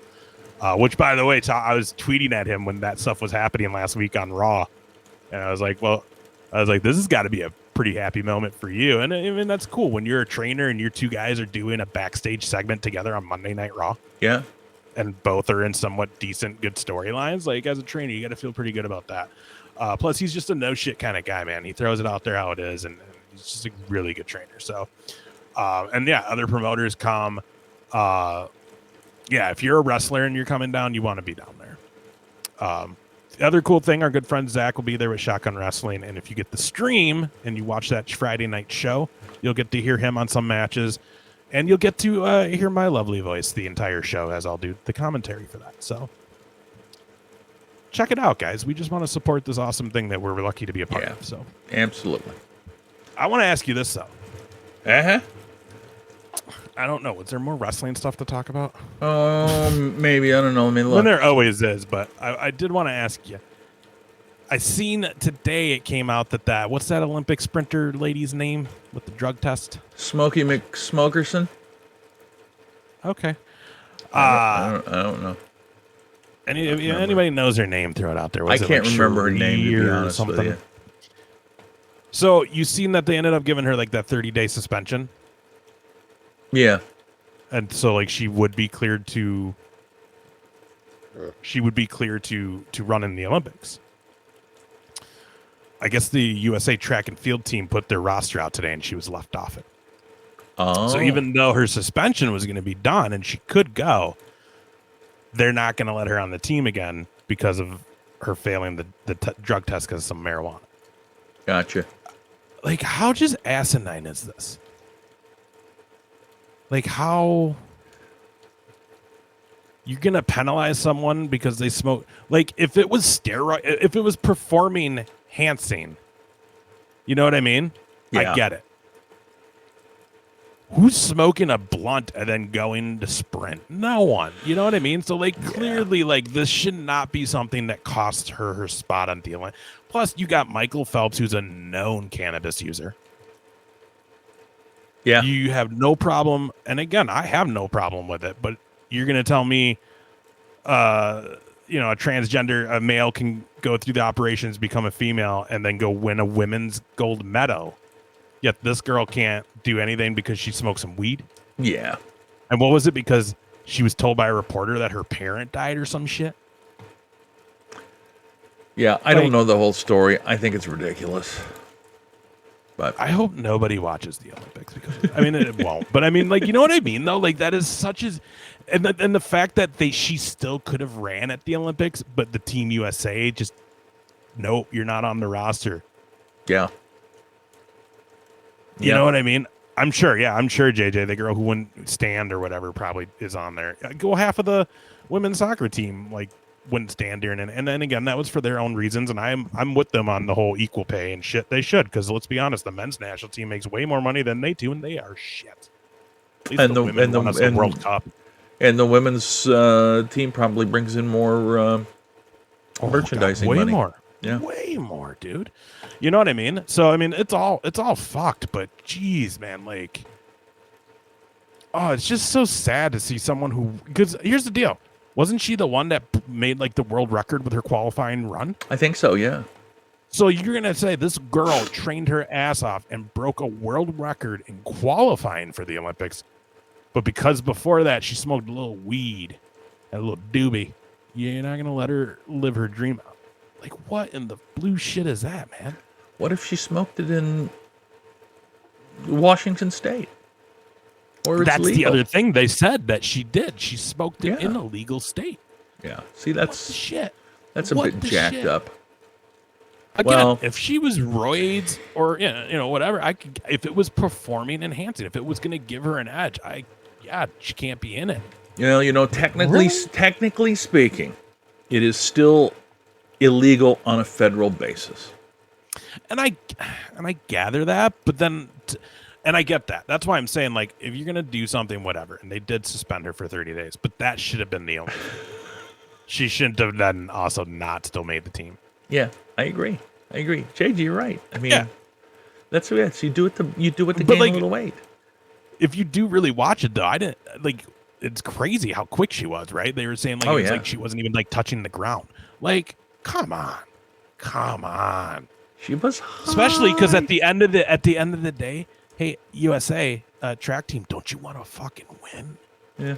Don't you want to go medal? Yeah. Well, you know how it is. If we were still in the Cold War with Russia and it came down to a gold medal run against the Russian lady, I bet you damn well they'd call her ass up and be like, "Get out here." You mean the Russian know what I dude? mean? You mean the Russian dude? Sure. Yeah. Oh no, sorry, it was the East German dudes. The Russians did have some women that were in the Olympics. Well, I'm just comparing it to the miracle. No, I get know what it. I mean? I get it. I totally get It's it. just ridiculous. I totally get it. So a little bit of harsh talk, more harsh talk and harsh feelings towards poor little Eva Marie, who still apparently can't wrestle her way out of a wet paper sack. Really tried to stay the hell out of the ring last night. I don't know if you watched it or not, but I like that, JJ. I seen that. I like that. Because I got. I think Afro Man. I seen the thing that said Afro Man was coming to the Twin Cities here soon. I was like, they're still around. Like, I only know the two songs. Did they literally just come out and sing "Cause I Got High" and "Colt 45," and then they're just like later? that's all you need. You guess, can say man. they could probably do "Because I Got High" for like an hour and 50. I mean, they could. What wasn't the actual like real version of that? Like almost 10 minutes long or something. Yeah, it's like forever long. It just Yeah. keeps going. I always liked Colt 45 better though. That Colt 45 and 2 zigzags. And they do play the extended version live. That's Yeah. great. They should. It'd be great if they had like a live fucking band and it's just the two songs. 2 songs. That's all you need to do. 2 songs. I saw Coolio at a club. Oh no and kidding. literally he only did like probably 35-40 minute set, but he did bring out a guy to play the saxophone for Gangster's Paradise, and it was like, you don't even have a fucking DJ. Like, come provide it your DJ, dude. Like, my buddy is your DJ right now, Oh man. but you sprung for the saxophone player for one goddamn song. All right, dude, whatever, Coolio. Yeah, he probably just Be like a 2 hours, 5 songs. I used to go to a lot of Dave Matthews Band shows where it was 3.5 hours, and it's like, man, they played like 8 songs, but they played them for like 20 minutes each.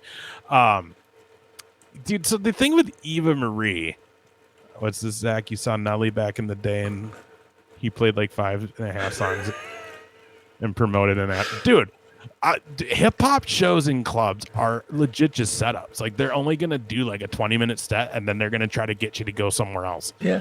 Unless you're going to like an actual arena to see a hip hop show, like, be ready to be disappointed. I had friends that went and saw Bone Thugs and Harmony. Remember those guys at Oh yeah. Crossroads? God, this is like 15, 16, 17 years ago. They went to go see these guys in Owatonna, Minnesota. Oh my. Of all places, Owatonna, Minnesota. They were 2 hours late and only one showed out of the 4. And then he played 3 songs and booted the fuck out.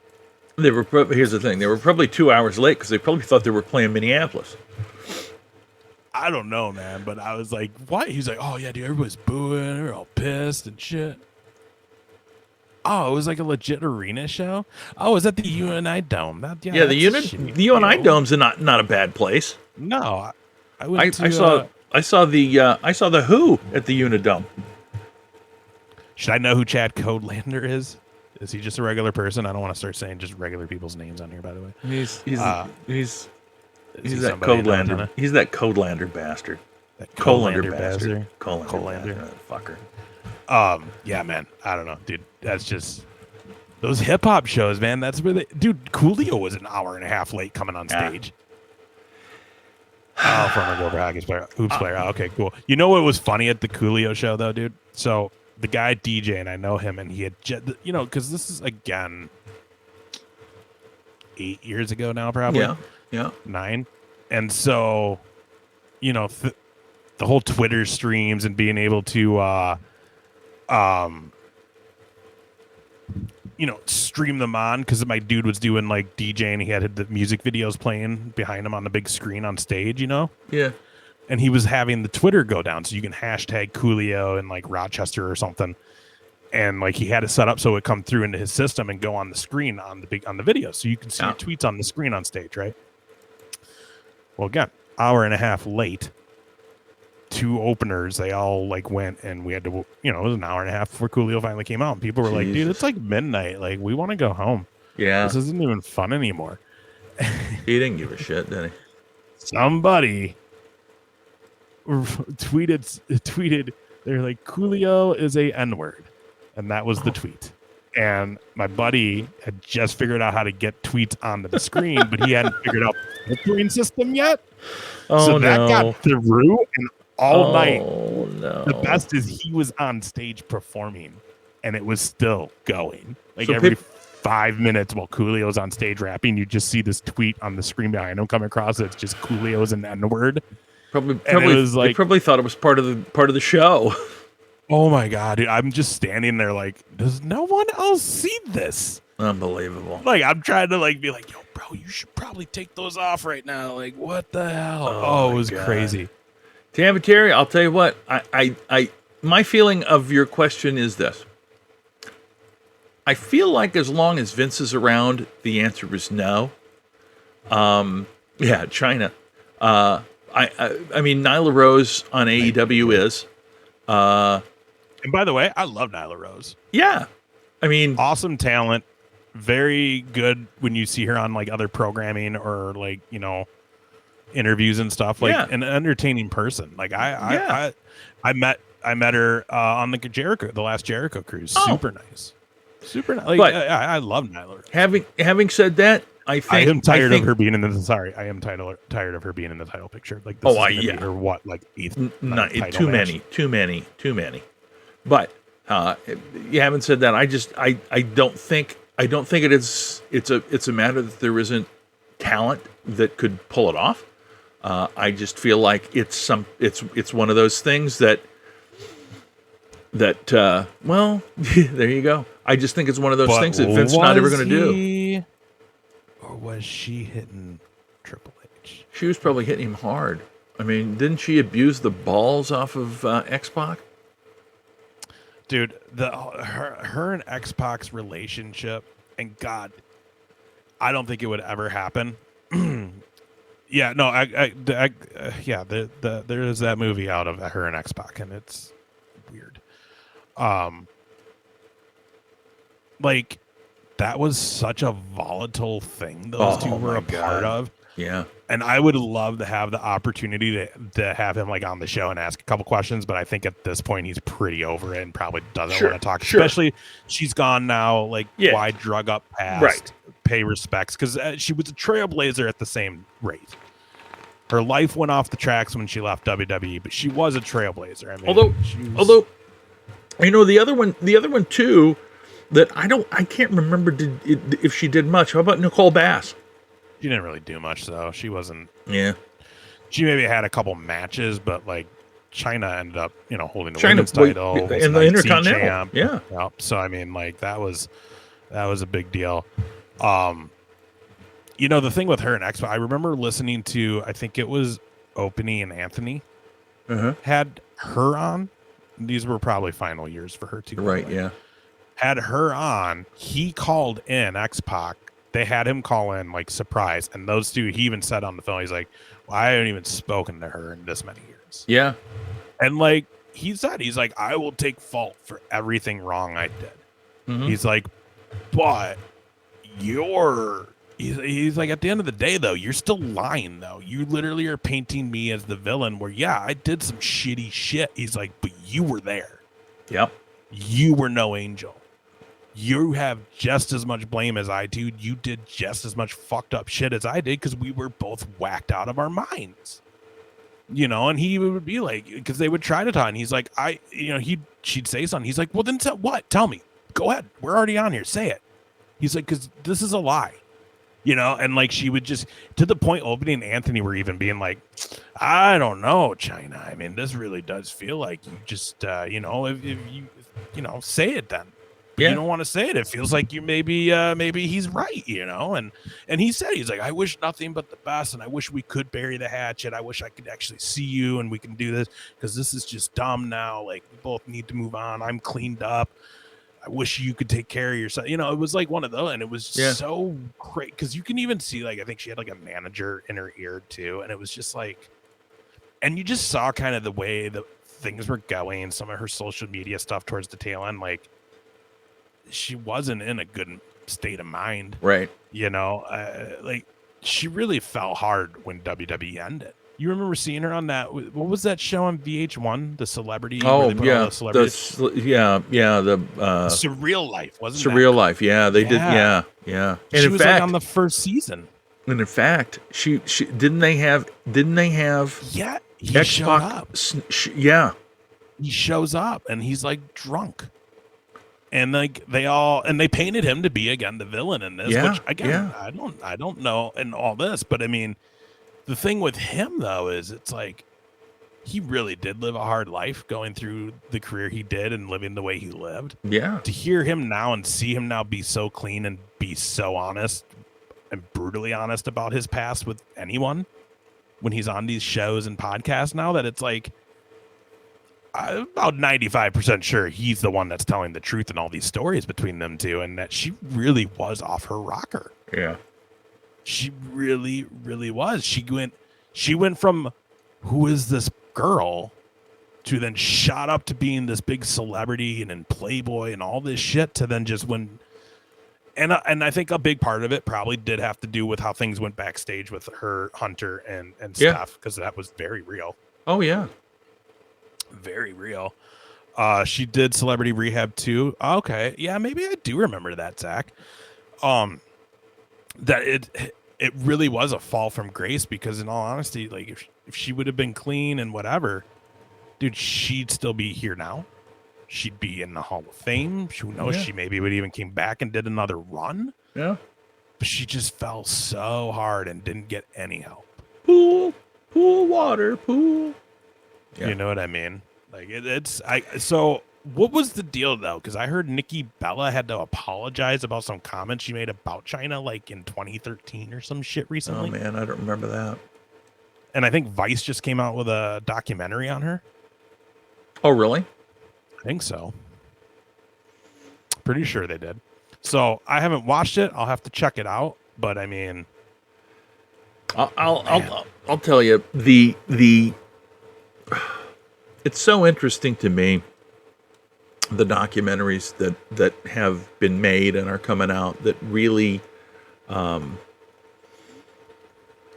of really truly do pull that curtain back. And we talked about the Grizzly Smith one last week. Yeah, so I gotta watch it. You didn't yet? I haven't yet, dude. It's been busy, man. Yeah. I'm not apologizing. I didn't do nothing. But I think it's just interesting that. Oh yeah, Tampa. I did see that. That one's questionable, though, man. Like, I'm interested to see if more comes out on that, because not that I care either way. Yo, if she wants to have her thoughts about masks, COVID, the vaccination, all that, she's entitled to her opinion, and it has no effect on me whatsoever. Yeah. But, like, dude, people wanted, like, Drake Wirt's neck for the shit he was doing while still being employed with NXT. And I'll even admit, like, for him to try to claim that making the mask mandate be in effect, that it was going to become more child sex trafficking, like, that's a fucking leap, bro. Like, chill the hell out. But at the end of the day, he is also entitled to his beliefs and his opinions, and that has no bearing on me, because I don't wake up in the morning worried about what Sasha Banks thinks about COVID. I don't. I could give two shits, because she's, again, entitled to it. But, man, that's an interesting story, because it says that there was, like, I haven't seen anything, but there's people saying that they've seen pictures of her liking some pretty crazy, like, conspiracy theory type shit with all this. And that's where it's like, that's a slippery slope. It's a slippery slope. Balls, how are you? Thanks for Balls. thanks for the bits, and thanks for looking in, buddy. We appreciate it, man. Hopefully, Tampa, Terry, it amounts to nothing, because at the end of the day, Sasha Banks is still just a freaking stud in the ring. So there's that. You know what I mean? That Drake guy, though, I guess came out and said he's going to be starting his own podcast. So you can only imagine what that's going to be like. Steel Toe Raid, thanks for coming in, folks. We appreciate it very, very much. Hey, JB, happy to see you. What's up? Lemmy, good to see you. Happy to see you. Cheesy, good to see you. Pearl, good to see you. Nice. Canadian Kool-Aid tastes the best, Davey boy. David boy. Corey Adam Comedy. Well, happy to see you. I keep hearing that Davey Boy Smith Jr. is going to eventually resign. Really? Oh, is he pretty? Is he pretty crazy? Peanut butter, hello, gummed up. Hello. Happy to see you. Thanks for looking in. By the way, give us a follow. Don't cost nothing. You already know that. And if you decide you'd like to subscribe, we wouldn't turn it down either. For sure. Corey Adam, is that a Mountie? Oh my God, he got a Mountie. It's the Mounties. I'm very interested.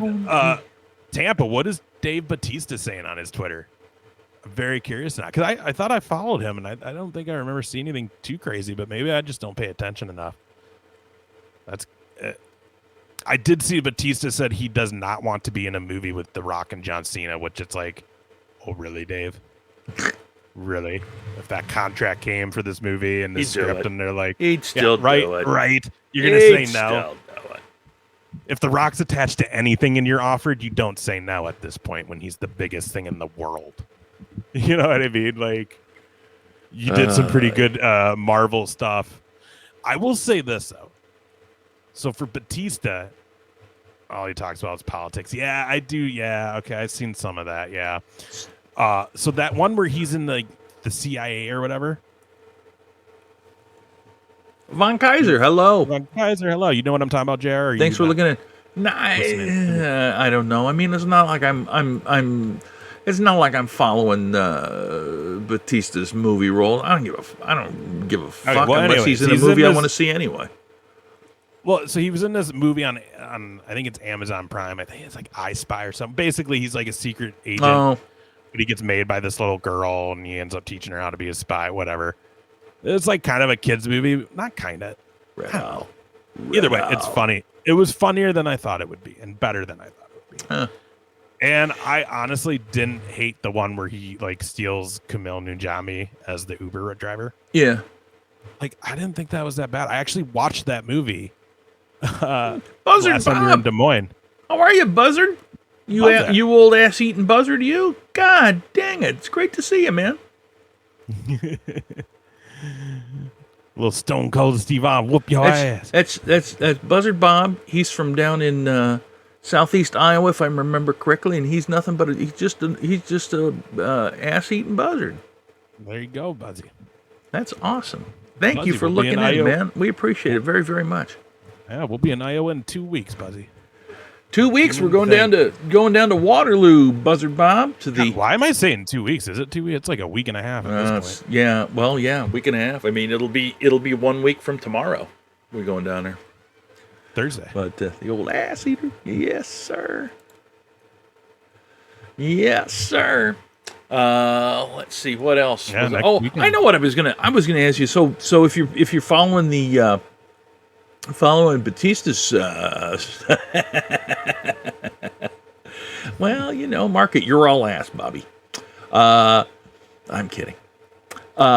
So I'm interested. Do you recall? Did anything ever come up with that Twitter flirty shit between Batista and Dana Brooke? Yeah, I think basically they just probably hooked up and fucked. And they made it. It sounds like they met up at one point. It really did sound like they met up at one point. But it didn't sound like it was going to turn. Obviously, it didn't turn into anything because shortly after she started dating the boxer guy. Hey, Jamaican Miss School. Yeah, they're welcome. Because she started dating that boxer guy now, and they actually just got engaged. Like yesterday or the day before he proposed to her. JJ, thanks, man. JJ. But yes, I'm almost positive Dave Batista got it. But that's dude, he was banging Kelly. She was like he was one of those guys that I think he kind of ran around the locker room just plowing him down. Why wouldn't you, though? Well, yeah. Why wouldn't you when you look like that? I mean, yeah. I mean, it's like, yeah. That's like me. I do the same thing if I go to the deli. I'm like, ooh, turkey, hand it over. Ooh, corned beef. Ooh, pastrami, give it to me. I wouldn't say that's exactly the same thing. You're comparing Kelly to pastrami right now, brother. Yeah, I mean, Hey, whatever gets you off, I guess. It isn't. It's just it's a level. It's a different level of what you. I mean, it's knowing where your level is, and my level is, damn, that's a good pastrami. Yeah, that's true. I could go up to Kelly and say, "Oh my God!" And all she would say is, "Yeah, the toilet's over there. You can fix it." That would be the response. It'd be like, "Oh, you're here for the toilet. Okay, it's in there." I don't think that would be it. I think she'd be at least a little nice to you. No, I don't think so. Dude, she's actually a very nice person. I mean, I'm not. I'm not saying she isn't, but she She's here's the deal. I didn't expect her to be shorter than you see her, like beautiful blonde, like you think tall too, right? Mm-hmm. She wasn't as tall as I thought she'd be when I met her. Well, very, very pretty girl. Very, very nice. It was like, dude, it was right after Mikey. What's up, How Mikey? are you, buddy? JJ says, let's hype. We'll just do it. Get that hype thing. Get a hype going. I could ooh, excuse me. Dude, it was right after the first women's rumble. Oh. The first time they did a women's rumble. It was literally like probably 3-4 weeks, or no, probably like 2-3 months later is when I met her. And it was like right before, like a couple months before that Evolution show. So I had asked her when I met her, I was like, oh man, it was cool to see you in the Rumble. Are you going to do Evolution? And she's like, yeah, I heard that got announced. I don't know. It'd be cool. And then she was there. Yeah. That was the one thing, dude. So we were on the first Jericho cruise during that, and Evolution happened while we were on the boat. And it kind of sucks. I wanted to watch it, and there was nowhere on the boat you could watch that. Oh, yeah, I suppose. Nowhere.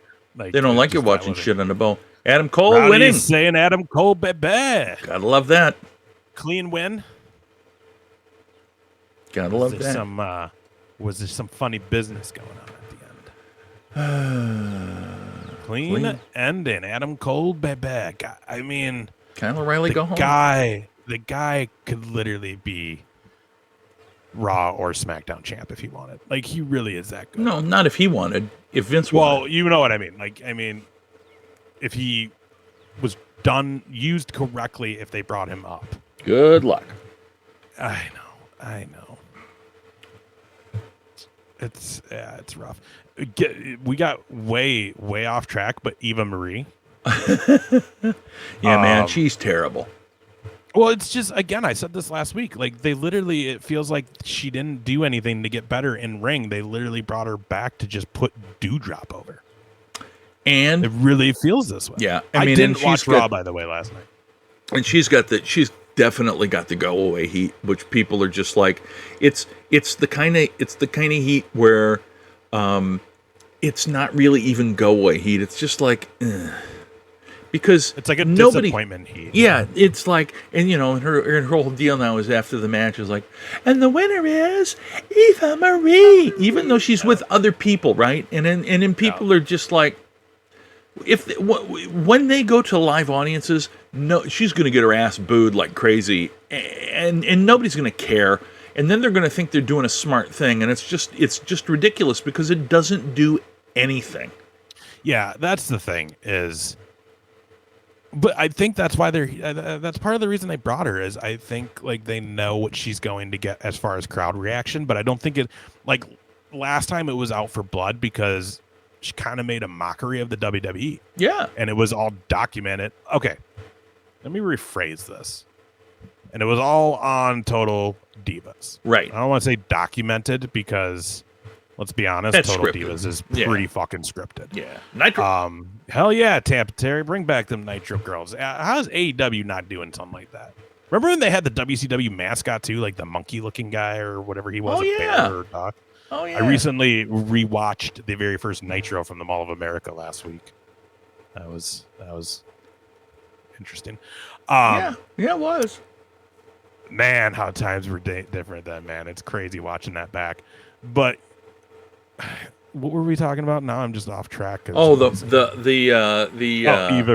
Yeah, Eva. The heat that she's gonna get. Yeah. Yeah, because beforehand it was like people were pissed because it was like Yeah. She did the whole pretending to do that she can dance and she couldn't, doing Fandango's entrance. I think she tried to be a ring announcer. She couldn't do that. Yeah. And then the whole just wrestling aspect where she just never took to it for some reason and was awful.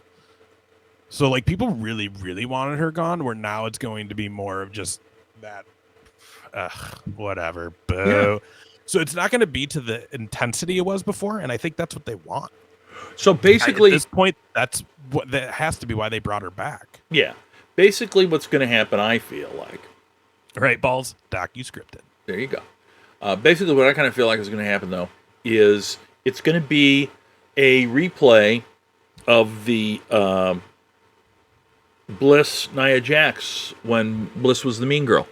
And it's the exact same thing. Eva Marie's the mean girl to Piper Niven, or Doudrop if you prefer. But my question, who, to be honest though, I mean, Doudrop is, if you've watched, and I know you haven't, but she's really fucking talented. You talking to me? Yeah. Oh, dude, I remember Piper Niven when she was on the Mae Young Classic. I knew then she was a fucking talent. I've been following her. Like, dude, she's good. Because again, dude, when you see I told you last week, it's like she's like the female version of King Kong Bundy.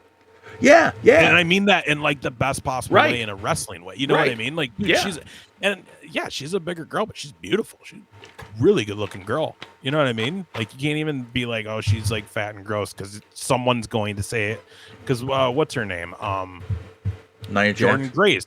Well, Nia Jax, but Jordan Grace had to deal with a bunch of that shit. Where, oh, you fat pig, and it's like, what are you talking about? Yeah, she may not be super skinny, but she's a good looking chick. Like, what are you talking about? Jordan Grace is just thick. Yeah, and she's been hitting the gym even more now too and shit. But like Piper Niven is a really good looking woman. Like, who cares how big she is? She's a pretty girl. Yeah. And she can go. Mm-hmm. But that's my thing. So you set up to have her and Eva Marie, which would mean they have to have a match. But at this point, we've seen nothing out of Eva Marie to show she can actually wrestle now.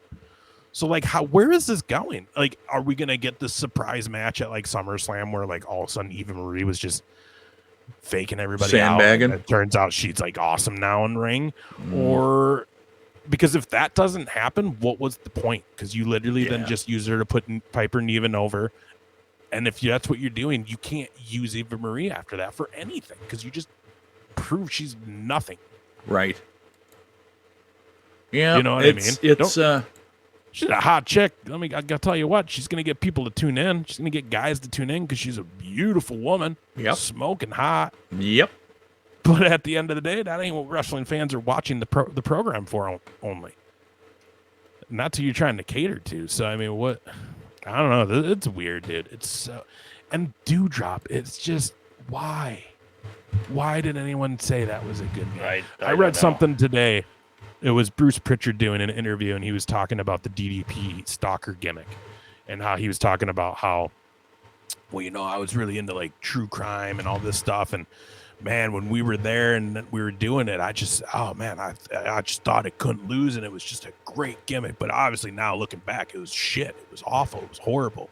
Stalkers are creepy, and it's like, this is someone who's still backstage and having a very big say in content.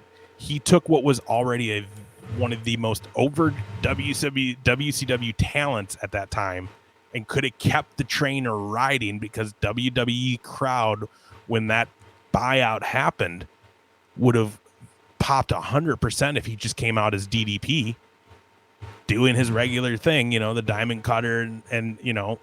Yep. But they didn't. They did this weird ass gimmick with Taker that came off just awful. Well, if that's the guy who came up with it and back then was like, this is great, and now how many years later he's like, that was awful, and didn't just see DDP for what he was, and that was already a made talent. You saw it with Booker T. Yep. You saw it with however many other people that came over that, you know, kept their freaking gimmicks and everything. Yep. But you couldn't do that for DDP. The guy was so huge at that time. Oh, yeah. Yeah. And now this guy is saving some of the biggest legends in the industry's lives. Yeah. You know what I mean? And they put him in the Hall of Fame and all this shit. And it's kind of like, yeah, that's cool and all, but you guys never gave him his dues by like letting him have a good run. Like him and Taker, if you would have just put those two in the room and been like, that would have been good. You two come up with what you want to do and we support it, you would have had some amazing shit. Yeah. Guaranteed. Well, it's true. It's moral of that story is get Bruce Pritchard out from backstage. He shouldn't be making decisions anymore. I think him and Kevin Dunn need to both just go away. Wow, Kevin Dunn. It surprises me that after all this time, nobody has told him, stop doing that camera shot. That's the fucking jerky. Worst. That in and out thing where the guy's just on the Zoom going, and it just makes me ill, and it does nothing. It does nothing. Right? They do it to create an action spot. Motherfuckers, you're filming an action show. Yeah. You don't need to do camera trickery to make it seem more crazy action. Right, Zach? Like JR said, dude, it's like it hurts my eyes. It gives me a headache at times, man. But that's some of the creative, questionable calls they made. Like, how many times did we have to watch a match with red lighting because of the Fiend, where it's like, the gimmick's already great. Don't need this. This is just pissing me off. Well, it goes back to the whole thing where they are known for beating a dead horse. Yeah, so with that said, they go on the road here, 2 more weeks, and then they'll be on the road? Mm-hmm. So, again, like we've said this whole time, things have to change once that crowd's back. Yeah, I don't know. I don't know. That's a call coming from the truck. I don't think Vince is calling no. That's a Kevin Dunn out of the truck call. Vince is just focused on what talent's doing in the ring. He probably isn't even seeing that feed, to be honest with you. Because it probably would make him like, he'd probably be like, hang on a minute, damn it, I can't do this. Good Christ, this isn't Slow good. that goddamn camera down, or you're fired. Like, he just couldn't. I don't know. Dude, it's so. It's weird. It's very weird. But anyways, they have to change once they go live. Like, yeah, and I think the same thing is with AEW. I did find an interview. I don't know if we talked about this last week or not. I think it happened after the fact that they changed the coffin match away from this coming weekend in Miami. Fighter, all right. Yeah, because obviously that building came down. I'm wondering, given the hurricane and whether they'll go ahead with that show tomorrow, whether they'll get it in or whether they'll have to postpone it and do it again in Daly's place after all. I did talk to Wes earlier today, and as I was talking to him and Red were en route to Miami from Orlando. Sure, there's car. So, okay. But that was earlier today. You know what I mean? Yeah. So, and I'm assuming it'll probably still go unless they literally have to because the weather's like right on top of them. Because I believe it's sold out or almost sold out. So it'll be cool, man. I hope they do something with Red. That's kind of hometown for her. Wes was super pumped because he's going to be there with her mom and sister and niece and all that. So it'll be a special Dynamite for her. Hopefully she gets on. They give her a good match and it's on TV so her family can watch her. Gotcha. But yeah, that'll be cool, man. That'll be. But that is it's going to be. So let me ask you this. Yeah, I don't know, Zach. Do you know? I what I can tell you is I know that there were people on my team. There's actually a lot of people on my team from Florida, and they were all a bit concerned. Although they weren't super duper concerned, like we got to get the fuck out of here concerned. But they were like, yeah, I got to get ready concerned. So I don't know what that means, and I don't know exactly where they all were, but there's like 5 or 6 of them. That's crazy. Well, hopefully they're all right if anything does hit over there. And yeah, that whole condo coming down was just a tragedy. Yeah. Seen today, they took the rest of it down and found more. So that's unfortunate. But it'll be cool. What did you think? So first of all, I'm going to say this. The whole JR saying WWE Dynamite after the whole tribute to Daly's place. So first of all, here's my thing. Get the hell off it. If you people who were like, JR, you're one of the best in the game, this shouldn't happen. The man is how old? The man has had how many strokes? The man has Bell's palsy. The man lost his fucking wife, and this is literally what's filling that void. It's all he's got, yeah. If he makes 2-3 mistakes in the 2 or 3 years they've been on, it's fine. Fine. Well, let's be honest. He makes more than 2 or 3 mistakes, but I don't care. Does. I don't but care. The other thing I don't too care. Is he's on a 3-man announce desk that they all don't have their footing. They talk on each other all the time. Yeah. Tony Schiavone's throwing them to commercial like 20 seconds early half of the time. Excalibur has to walk on everybody because those two were still talking when he's trying to call him. It's kind of a mess, and we've said this since day one.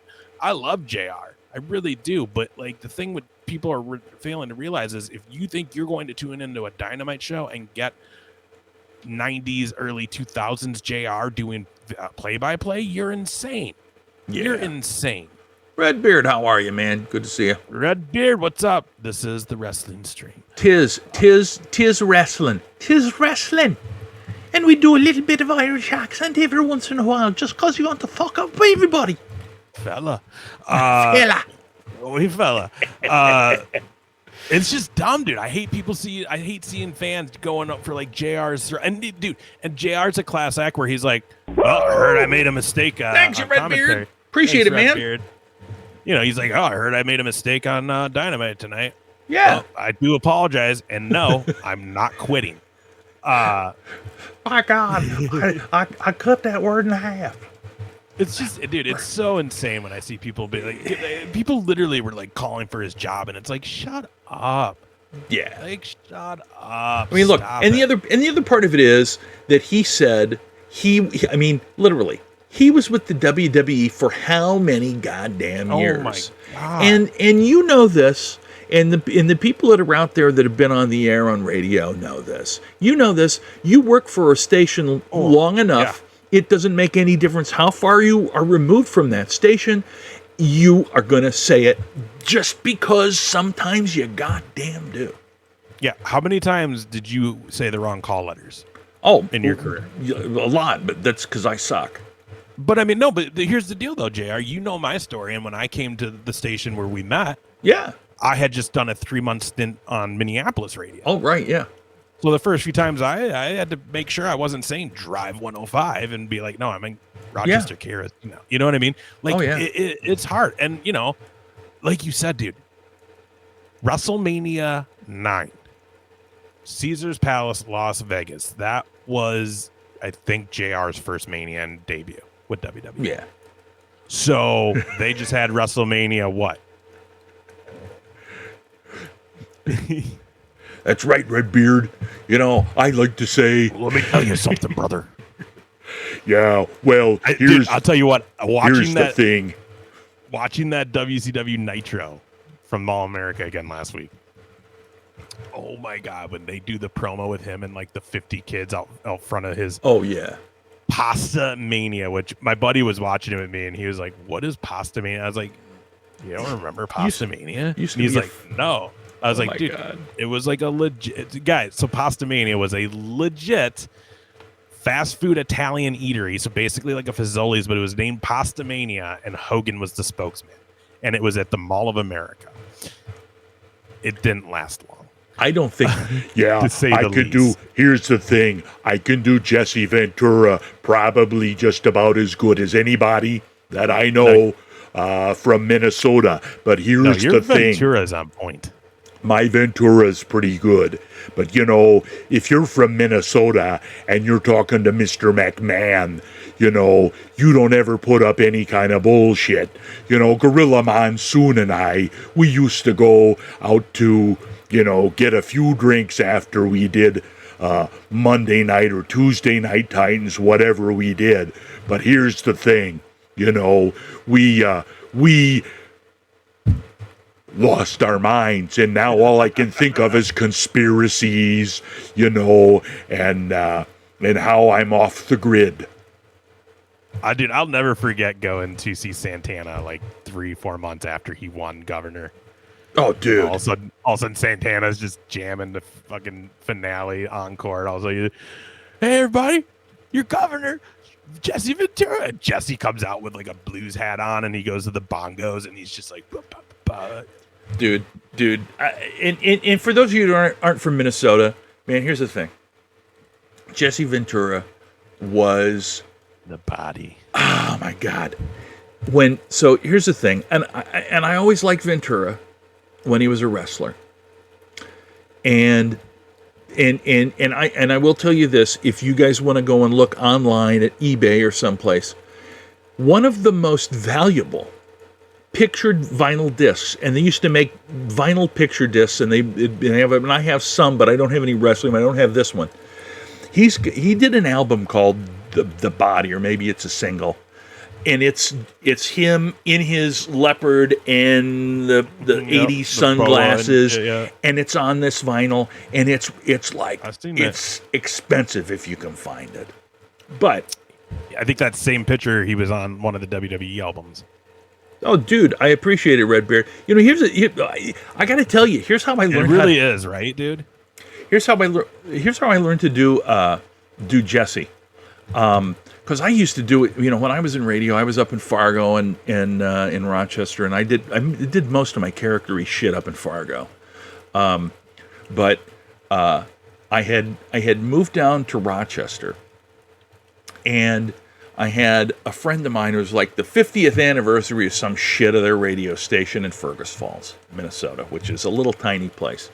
And he wanted me to do some kind of a thing, and I'm like, I don't know what I can do. And I had a hoarse, my throat was very hoarse, so I had to learn because it was so hoarse. And it was, the only way I could make any sound was down here, and I like, hey, that kind of sounds like Jesse Ventura. So now it's a little bit, my favorite thing, and you remember Turner Williams, Ace.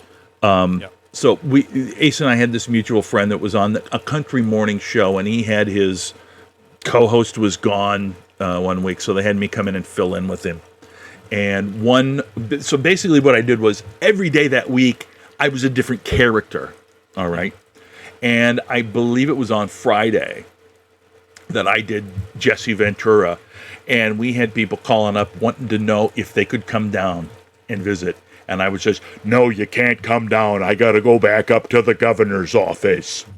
There's no, I can't meet you, I don't want to meet people. But it was one of my most favorite. I actually, dude, it is one of your best. Well, here's the thing. When he was governor, I actually called around to radio stations. If you're familiar with radio stuff, and if you follow Bubba, didn't do 93X, did you? No, I never did 93X because what's his name did it on his own. Yeah, he did it on his own. But I called around with what they called Bitboard. Bitboard was a service where you could post up shit, and then I can't remember, 18 or 20 different radio stations I would call on a fairly regular basis, doing Jesse Ventura, and it was fun, and it was good enough. I made a little scratch at it, and but yeah. I don't know. Yeah, Bubba probably does it, and it's totally cool. A lot of people do a lot of different impersonations. I always think one of the coolest thing about impersonations is that when people say, "Okay, do Jack Nicholson," 90% of the people that do a Jack Nicholson impersonation do not do a Jack Nicholson impersonation. They do the impersonation of the guy doing the Jack Nicholson impersonation, who I can't remember who the hell it was. Same thing with George W. Bush, or no, with George Bush the First, right? Yeah, exactly. When Dana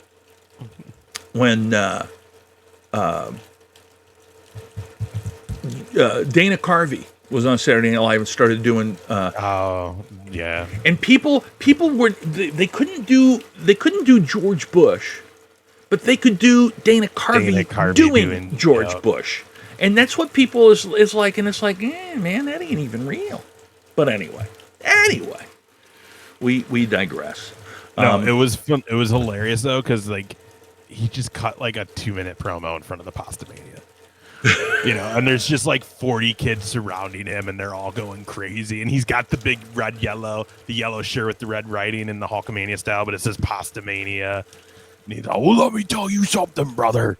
What you gonna do when Pastamania runs wild on the Mall of America? And it was just like, what in the fuck is a big ass advertisement. But that's what the Mall of America is. Oh, it's just gimmicks. The best though is, so if you look at the behind us, the little food court restaurant, in the middle of the big menu wall, right, there's a picture. There's a picture, and it's him. Yeah, probably. You're right, JJ. And it's Hogan, still in his like wrestling like trunks, not the shorts, but like the long leg ones. Mm-hmm. The red yellow shirt and the red chef's hat and apron, and he's like mixing a bowl of pasta. Oh yeah, but it was just the most insane thing that at one point he had a pasta restaurant. I know we talked about this before though too. Mean Gene had a hamburger and franchise. A pizza joint and a pizza. Was it pizza too? Both. He had both. Mean Gene was fucking franchise king. Yeah, man. It's crazy though. It's yeah, dude. I don't know, man. It's just ochre. Yeah. So I read it. Because you remember our the guy that we know that I used to do a show with. Oh yeah. When the local bowling alley in town was selling Mean Gene pizzas, he made an appearance there because every time it would come up, that guy would always talk about how, oh yeah, Mean Gene hit on my girl. He tried to touch her boob. Mean Gene tried to hit on my girl. Tried to touch her boob. It's just like, nobody gives a shit, bro. Your girl's not even that hot, and it's Mean Gene Okerlund. Like, you're proud that like a 78-year-old guy tried to grab your lady's boob at a bowling alley, hawking his pizza. You know what I mean? It's like, hey, your girlfriend's boobs, come on in. Put that cigarette down, damn it. My favorite thing is it Survivors? I think it was my favorite one. My favorite one. Sign falls. When the sign falls and he just goes, fuck it. Yep. And I remember watching it live when it happened, thinking, oh my God, this is the greatest thing I've ever seen. Oh, nice red beer. You're in Detroit. What year was that? Do you remember? What year was that? He said he was at Survivor Series in the Joe Louis Arena. Nice. Oh man, what year was that? I don't even remember. What was the big main event? Do you remember? He probably does. He was there. We've talked about this before, man, but like, I'm forever chasing those big four. Taker slammed Hogan. Okay, Oh. nice, dude. That's a good show to go to. Still chasing the big four, man. You've been to SummerSlam because you were at that SummerSlam I was at in '99. Yep. And I've been to a bunch of Manias. Still looking to check off Survivor Series and Rumble. I've only gone to stuff went. in the backyard. I should have went, and I was going to when Survivor Series was in Chicago a couple years ago. I was going to go. Does that make any difference because you're there, right? You're there, dude. You're there. That's all that matters. Like, I don't ever pay for like floor seats or shit anymore, man. Like, we're going. We paid like $100. We're just lower level. Could have paid cheaper, but like me and you both have bad eyes. Yeah. You can't see shit, so it's like we don't want to be too far away. So you have it's a balance, right? You have bad eyes, so you got to be kind of close. But the also thing is like I got bad knees, so I can't climb up too many stairs. Exactly. So, yeah. I'd love to sit right on the concourse. And those upper levels are like freaking. Oh, dude. Like XL, those are steep steps, dude. I got some. Oh, fuck, dude.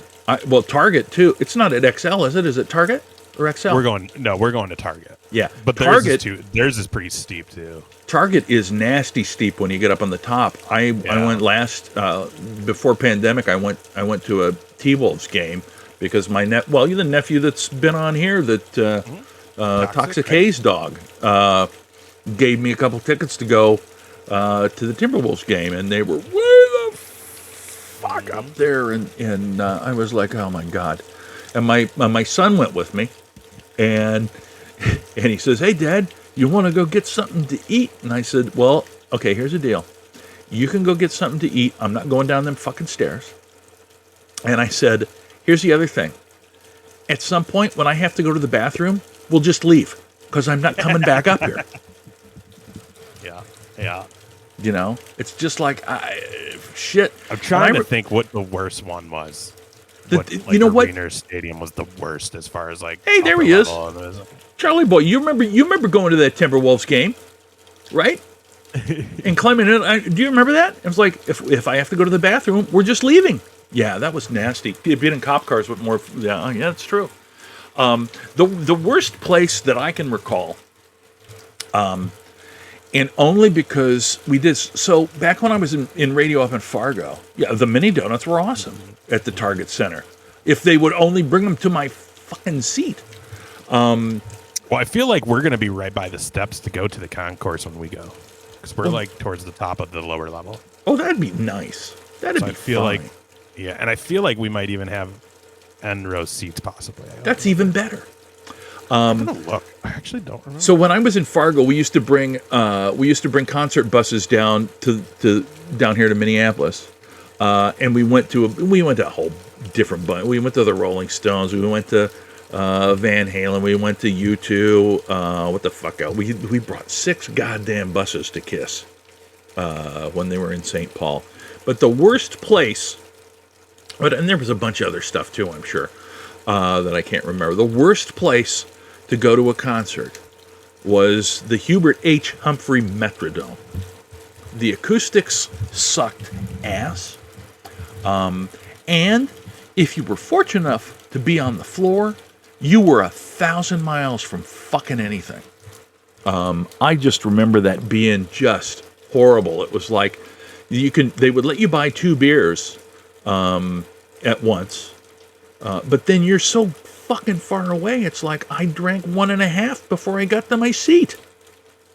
You know, but that's just yeah. We're row K, so we won't be far from. I think we're maybe middle. I don't know if we're actually. I don't give a shit. What are they gonna do? Make me move? No, fucking climb over. I'm gonna feel so bad if there's like little kids behind you guys. I'm gonna feel bad too, but you know. Hey, you paid for your goddamn seat though.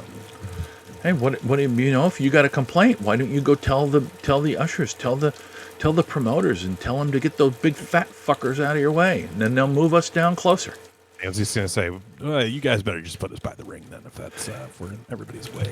You know, this happens more than you know on airplane.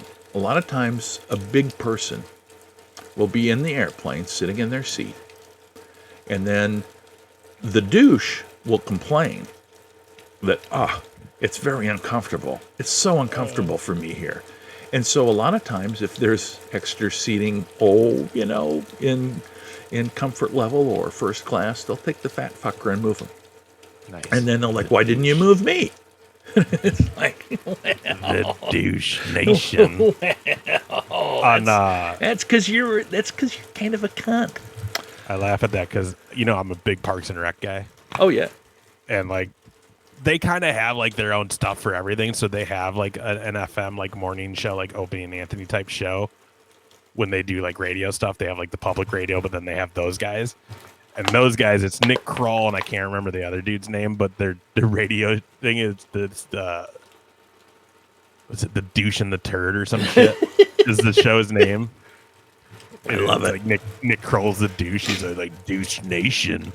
So when you were all like the douche, I was like douche nation. That is a big cat, Redbeard. He's a big boy back here. He's a good one though.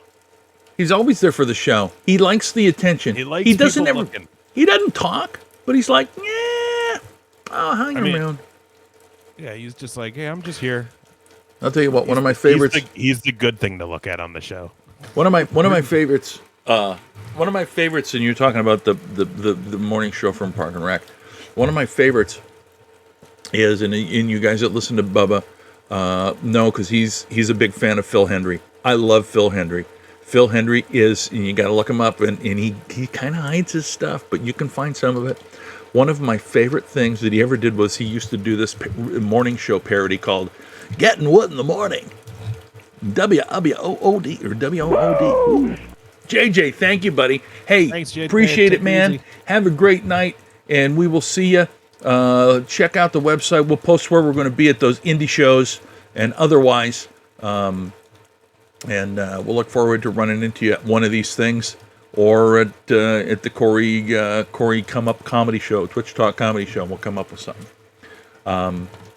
Take care, buddy. Appreciate it very, very much. But yeah. Anyway, I don't know what the hell. Oh, what do we get tomorrow on AEW? I didn't even look. Oh, I didn't look either. I don't. Oh, you don't care now? Okay. I hadn't. You don't care. I don't care. I don't care either. I don't give a fuck. Is it a special AEW tomorrow, or is it just? I don't. Miami. What's the name of it? Here's the thing. Yeah, that's it. Sorry, you're right. The douche. I run in the douche. Not a turd. You couldn't say turd on network TV. Either way, though, it's just a hilarious thing. I love it. AEW something. What is it? It's the Heat night road trip. Oh, Road Rager. There it is. Road Rager. Road Rager. Road Rager. I was gonna say I knew they were naming it. Yeah, the Road Rager, because it's the first one when they're out on the Road Rager. Here we go. Let's go. Preview. Andrade El Idolo. Is that how he's saying it now? El Idolo. I mean, for a guy that, here's the thing, for a guy that has a Spanish background and Spanish heritage, Latin heritage, you can't speak Spanish for fuck, dude. Well, that's because my mom never taught any of us, because as soon as she married my own man, like, Spanish was not allowed. Well, that's too bad. Because his parents were very old school, and you can't speak. Like, dude, she couldn't even name, like, my sister anything, like, somewhat Mexican, because it just wasn't allowed. Like, well, that's bullshit. Oh, dude, there's a lot of bullshit. We don't need to get into that on here, but there's a lot. We'd like to. There's another time. Santana, Ortiz, and Jake Hager versus FTR and Wardlow. So that's gonna be a fun match. Yeah, I like that one. Cody Rhodes versus QT Marshall in a South Beach strap match. Here's my issue, guys. Cody Rhodes should be in something high profile. This is not it. Yeah. I don't know, man. They're trying Here's the deal. Though she had the baby, though. Brandy's had the baby. Yeah. By the way, her and Renee both had their babies, so congratulations to both. Yeah. But I don't think he's taken. I don't know. Is this a way for him to take time off? is he going to? They're only doing one show a week. Here's the deal. It's beyond me that you have somebody on your roster that's contracted, say like a Lance Archer, who does absolutely nothing. And you have somebody like QT Marshall that does this shit with Cody, that really, the storyline is trash. Not that they're bad athletes, but the storyline's shit. It means nothing. They've done, the I don't give a fucking shit. And then they're going to do it. Well, we're going to make a special match to make people pay attention to it. It's just another reason for him to like probably show color and all that bullshit. Absolutely. So here's the deal. First of all, that's just it. How long has it been? You can probably start getting back to where he's going to finally find his way where he can have a championship match again. And if even not that, he's just a high profile name that he's someone that should be elevating the talent. You know what I mean? Like, and I just feel like he's not doing that. He didn't put over the dude who's going blind from that nightmare or whatever. And QT is not a guy that needs to get put over. He's there more to be a coach, trainer, booker, that kind of deal. He's not gonna. He's not on the same level as a lot of the main talent on Dynamite. Like, he's been at it for a while. I don't know. It's just, I think my biggest thing is Cody's feuds have all been just so short. Everything's 2, 3, 4 weeks and it's done. 2, 3 weeks it's done. 2, 3 weeks and it's done. He's moved on to opponent. At one time, it was like he had 3 opponents at once. He was like feuding with Shaq, Sting, and someone else, and it was like, wait, what the fuck's going on here? It's, I don't know, man. It's just, I just that's my gripe with them. I feel like it's when you compare Cody to the Bucks and Kenny. I kind of feel like Cody may be doing more stuff behind the scenes than those guys are, which is fine. But then I feel like his ego is not allowing him to stay out. You know what I mean? It's like, if he's going to do something, but this is all he can come up with, and he's, for fuck's sake, he's better than that. And I don't know, I don't understand if it's I wish I knew. Like, do you think he's just getting busier backstage wise than he can give for on camera right now? I kind of feel like it's been that way for a while. You know, where he's doing more stuff backstage, and because of that fact, maybe he's more comfortable with QT, and maybe he's more comfortable doing this stuff. But it's how much garbage. Of this too? How much of this is he's just doing his buddy a favor? Well, he's helping his buddy out by giving him a big match on. Sure. The most interested I've been in QT was when him and Allie were like a thing. Right. Because then it was like, oh, and that was a good story. You're going to pull Allie away from him, the Nightmare family, and there's this tension between her and Brandy, and then it just went away. It just went away, and then all of a sudden Brandy and Red Velvet were like hanging out, and then all of a sudden Brandy's pregnant and gone, and Red Velvet took her spot in the Jade Man, and then it's just, it literally just feels like everything they've been trying to do Cody Brandy wise just keeps not working because of something. And then but I think the other thing with me too, though, is like they just do, I don't know, I feel like there's not enough story with a lot of the stuff they're doing, and that makes it hard sometimes. Yeah. And then they just, again, with only 3 pay-per-views a year, you're kind of, I don't know. It's, yeah. I don't know. There's just work to be done. I still love it, but there's just work to be done. Right. I mean, but do we, though? We already see what JR's doing. And again, no, I'm not going to judge him because, again, what do you expect? And I don't know, the last few times King's been on commentary, it's just... It's not the same. And here's the thing. I'll go back because I was a Lawler fan when he was wrestling like early in Mid-South. Yeah, right. I got it. Initially, when he was with JR, it was a really good match during the Attitude Era. right now. See, and that's kind of the problem, is that I feel like Lawler hasn't been able to shift gears, which is one of the reasons that they'll bring him back in when they need to, but they kind of keep him away, because it's a little bit different than JR, because JR was always the staunch one, and Lawler was the color guy. But as the color guy, he's a bit behind the times, in my opinion, now. Now, definitely. And I think the other thing too, during those heydays, so when Vince was on commentary, no one was in his ear. Let's just right. Before that, when you had like Bobby and Gorilla, yeah, he maybe been in their ear a little bit, but I doubt it. They had free reign. I'm pretty sure were doing what they were doing. Attitude Era, how much was he really in their ear when he was part of the show then? Right. So you really were relying on JR and King, and they were able to do it.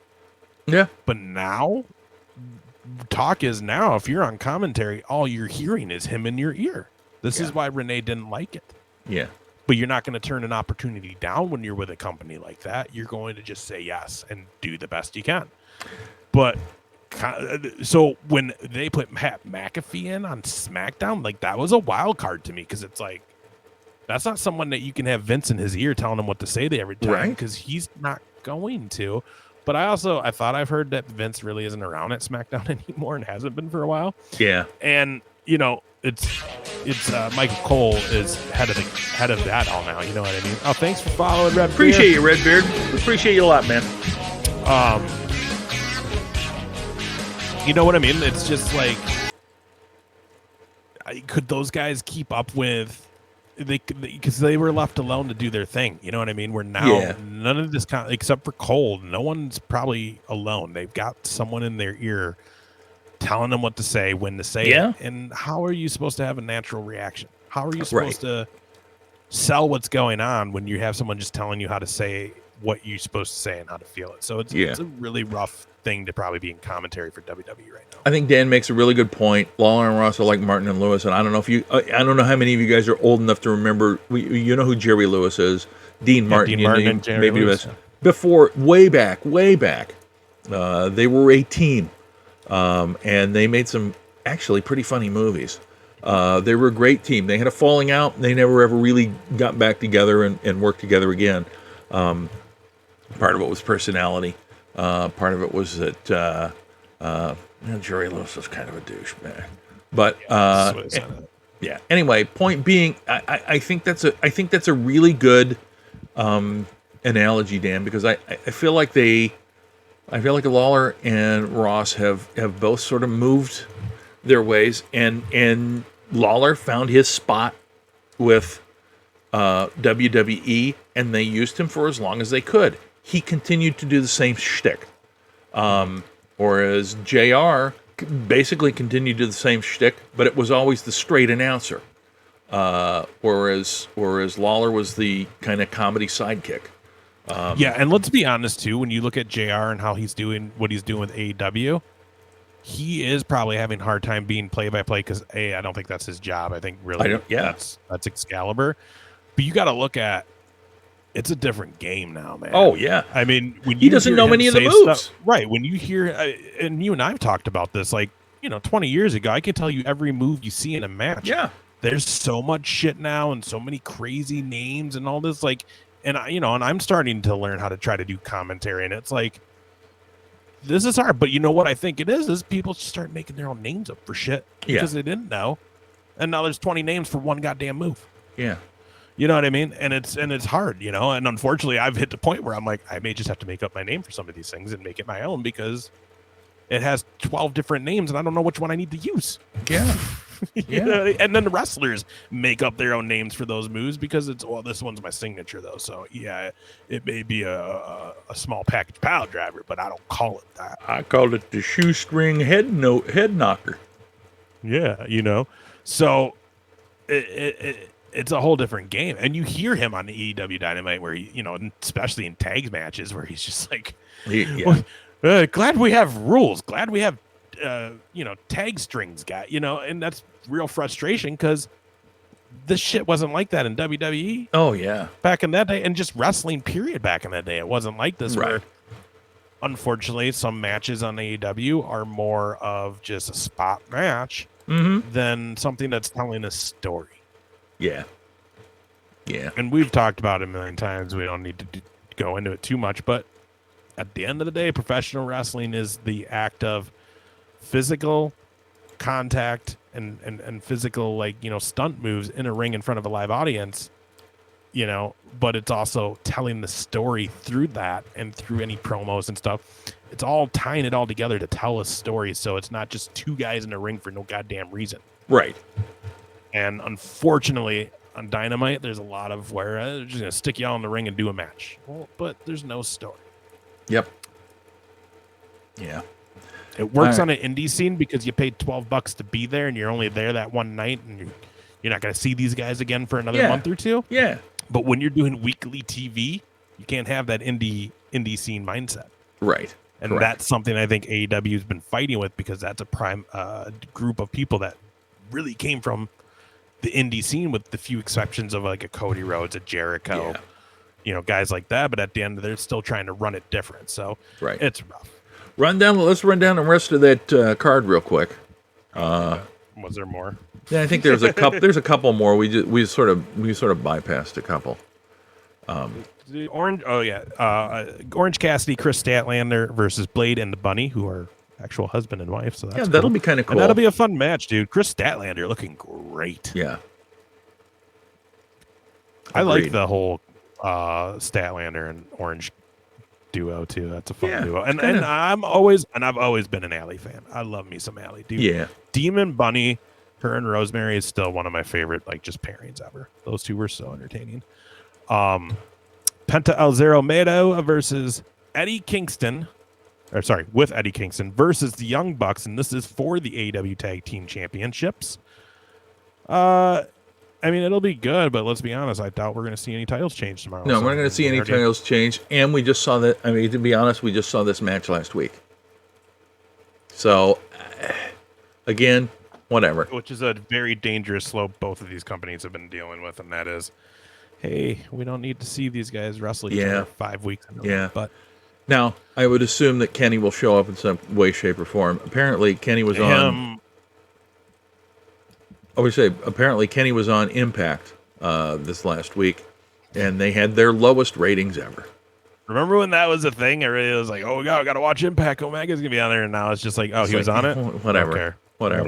I like people comparing the picture of Omega right now to the picture of Triple H when he was in Evolution. Yeah. Well, somebody asked him about it, and he says, oh, I didn't even think about Triple H. He says, I was more thinking about Handsome Harley Race. Which, I mean... See, but that's just it. You got these guys who they're all taken from the same legend. Because I'm sure if you ask Triple H... Oh, yeah. Absolutely. Harley. I love Harley. Absolutely. Now, but it is very eerie, though, to see, because, even the Young Bucks, it's like... I don't know, man. It really just feels like they are copying old gimmicks. Almost to a T. Yeah.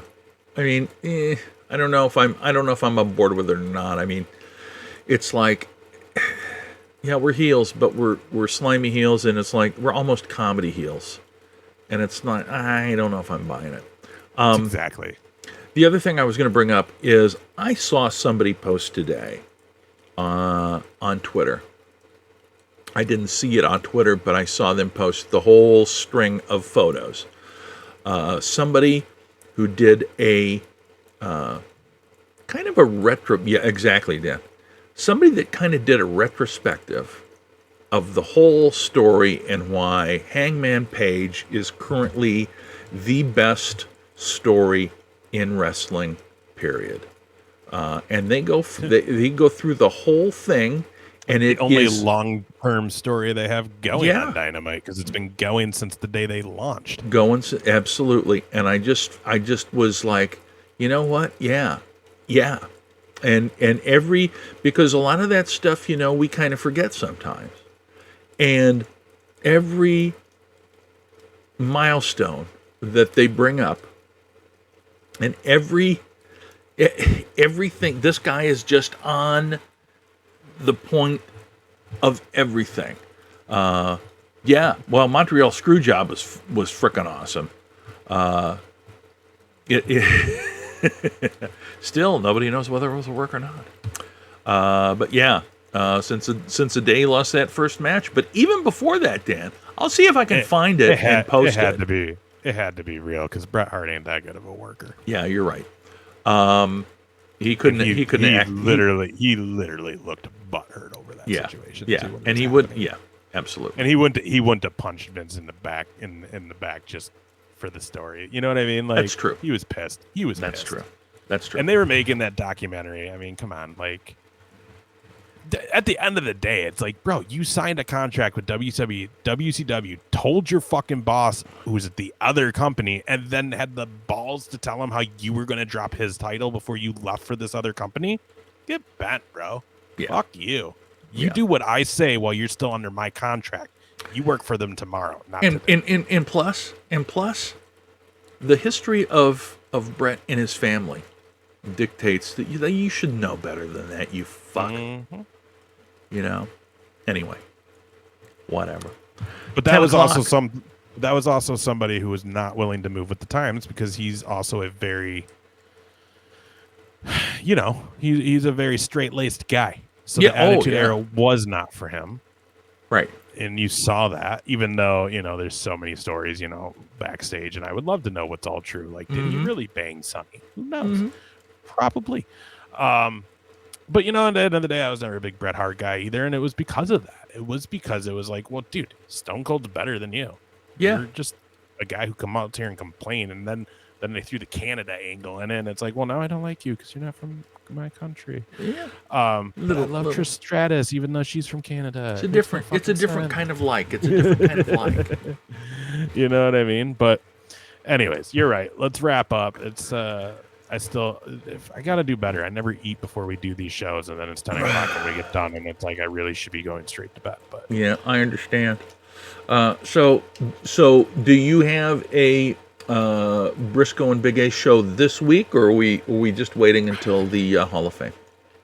Yeah, I don't know. They're not being released under my thumb anymore. Kind of at the VOC Nation's discretion will on this one. So unfortunately, they are sitting on 2 episodes right now that have yet to be released, and we are going to record one on Friday probably this week. Okay. So hopefully one drops this week, because otherwise that means there's 3 in the can, and when they do come out, they're going to be very outdated. So I apologize to anybody for that one, but again, not under my control at this moment. So, but Briscoe Big A Show, you can find us on the VOC Nation. Just so I just want to say quick for the, because we got several new people that are I'm gonna explain what it is. Okay. I'm gonna explain what it is. Explain who we do. Yeah, I will. Okay. I was ramping to there. Right? Okay, well, I don't know, bro.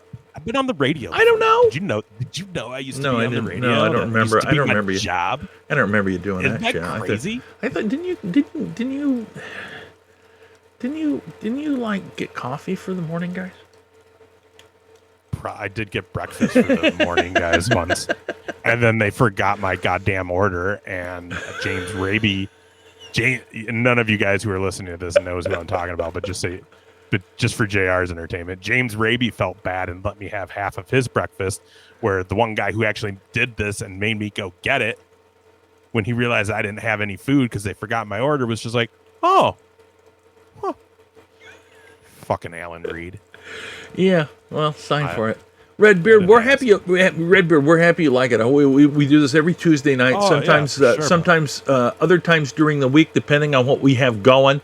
Right. I'm just so you know, I'm also a comedian, and I'll let you explain it. I'm also a comedian, so sometimes I'm out working as well on the weekends. But we try to do a show on late night on Friday sometimes. Yeah, Friday late nights are my favorites because we kind of get a little crazy. Yeah. So, anyways, the Briscoe Big A Show, you can find it on the VOC Nation, wherever you get your podcast. Just type in VOC Nation, Briscoe Big A Show. We have a YouTube channel, Instagram, Twitter, Facebook, Briscoe Big A Show. It is a podcast hosted by myself and Wes Briscoe, formerly of WWE and TNA, also on the indie scene, the son of the great Jerry Briscoe, Hall of Famer, and part of one of the greatest tag teams ever, the Briscoe Bros, with him and his brother Jack Briscoe. So Wes is also engaged to Red Velvet, who's currently signed to AEW. So she drops in on the show quite often when she can. So that's a lot of fun. So check that out. Again, BSC Nation has a couple episodes they're holding in the chamber. Hopefully one of those gets fired out of the chamber this week. But we got that. Again, hopefully more stuff coming from that. And then we say it a lot. You're going to hear it a lot these next couple shows just because we're right on the road to it and it's about to happen. But that is, again, the Hall of Fame in Waterloo, Iowa for the National Wrestling Hall of Fame, the George Tragos Luthez Hall of Fame induction weekend with Impact Pro Wrestling out of Iowa. It'll be in Waterloo, Iowa. The 16th and 17th are the main days. So Friday, 3 wrestling shows. One's an evaluation with Jerry Briscoe, JJ Dillon, Bob Orton Jr., Sergeant Slaughter, all those guys going to be in there watching. Any indie talent who registers will be able to go do this, and they'll be able to watch them and get evaluated by these legends. You've got the noon show, which is the first round of Hall of Fame classic matches with the likes of Wes Briscoe, Aiden English, Heather Monroe, Miranda Gordy, and some really great indie and Iowa talent. And then we have the 3 o'clock Briscoe Big A Show live podcast. All these are ticketed events. You can buy an all-access pass for $130, and you can go to all of this with that pass. And then the 7 o'clock that night, the big show, Colt Cabana, again, Wes Briscoe, Aiden English, Heather Monroe. And some surprises, too. Yeah, some surprises, too. Mark Henry is one of the main inductions this year, so he'll be there all weekend. Ken Shamrock, Adnan Al-Kaisi. I mean, it's the legends are going to be crazy. Ken Resnick's going to be there. Tony Atlas. It's going to be really, really Thunderbolt Patterson. I thought I heard Baron Von Raschke will be making an appearance. Baron Von Raschke's always down there, yeah. I don't remember him being there the last year we went, though, so that's why he's 90-some years old, but he still goes down there and holds that. Oh, yeah, he's the man, dude. So anyways, you guys, if you're in the Midwest and you want to come, $130 all access. Otherwise, you can buy tickets at the door for each of those events. Saturday is the induction day, so tons of stuff at the actual museum. Very cool, like panels. One of the inductees, I don't remember the name, guys. There's just been so much going on. It's hard to keep track. But one of the inductees this year did recently pass about 6 months ago. Yeah. And a lot of people who were involved in his career are going to be there. So they're going to do like a Q&A to him. They're going to do some other stuff. The museum is awesome. Tons of great amateur wrestling memorabilia and history. Tons of great professional wrestling memorabilia and history in there too. And then that night, the banquet where you'll get all the speeches and the induction ceremony. If you buy the all access pass, you'll be there and you get yourself a fancy dinner. It's really good. And if you can't be there, guys, $10 donation to the actual museum, which they do amazing things for the sport of amateur wrestling, as well as some professionals. So it's really cool. And it helps them out tons to keep really cool events like this going and the building going. And they've made some additions that the place is beautiful from when I started going. It's just awesome. So $10 donation. JR put the link up. I'm sure he can do it again. And you can get the live stream of the Saturday night Hall of Fame induction ceremony. And following right after that, we will replay the night before show, the Friday night show, the Hall of Fame show, which I'll also be doing commentary on, and JR will be producing. So not only are you helping us out, you're helping the Hall of Fame out, you're helping IPW out, which is a great, great indie promotion out of Iowa with amazing talent. You've seen some of them on here. You're going to see more of them on here. And it's again, JR and I are so happy to be involved with this, so lucky to be involved with this. So come, and if you can't come, click that link. $10. Now, JR, do they have to watch it live, or if they do the 10, can they still get the link and just watch it later? Probably. So there you go. Even if you can't watch it live, donation, you're still going to get yourself about 3 to 4 hours of solid entertainment between the actual induction ceremony at Leslie live at Leslie, and then the actual the show from the night before. That's going to be stacked. We went through the card earlier, JR. Some pretty cool matches. I'm excited to see Wes Briscoe and Colt Cabana tag. So am I. First time ever. So am I. That's going to be crazy.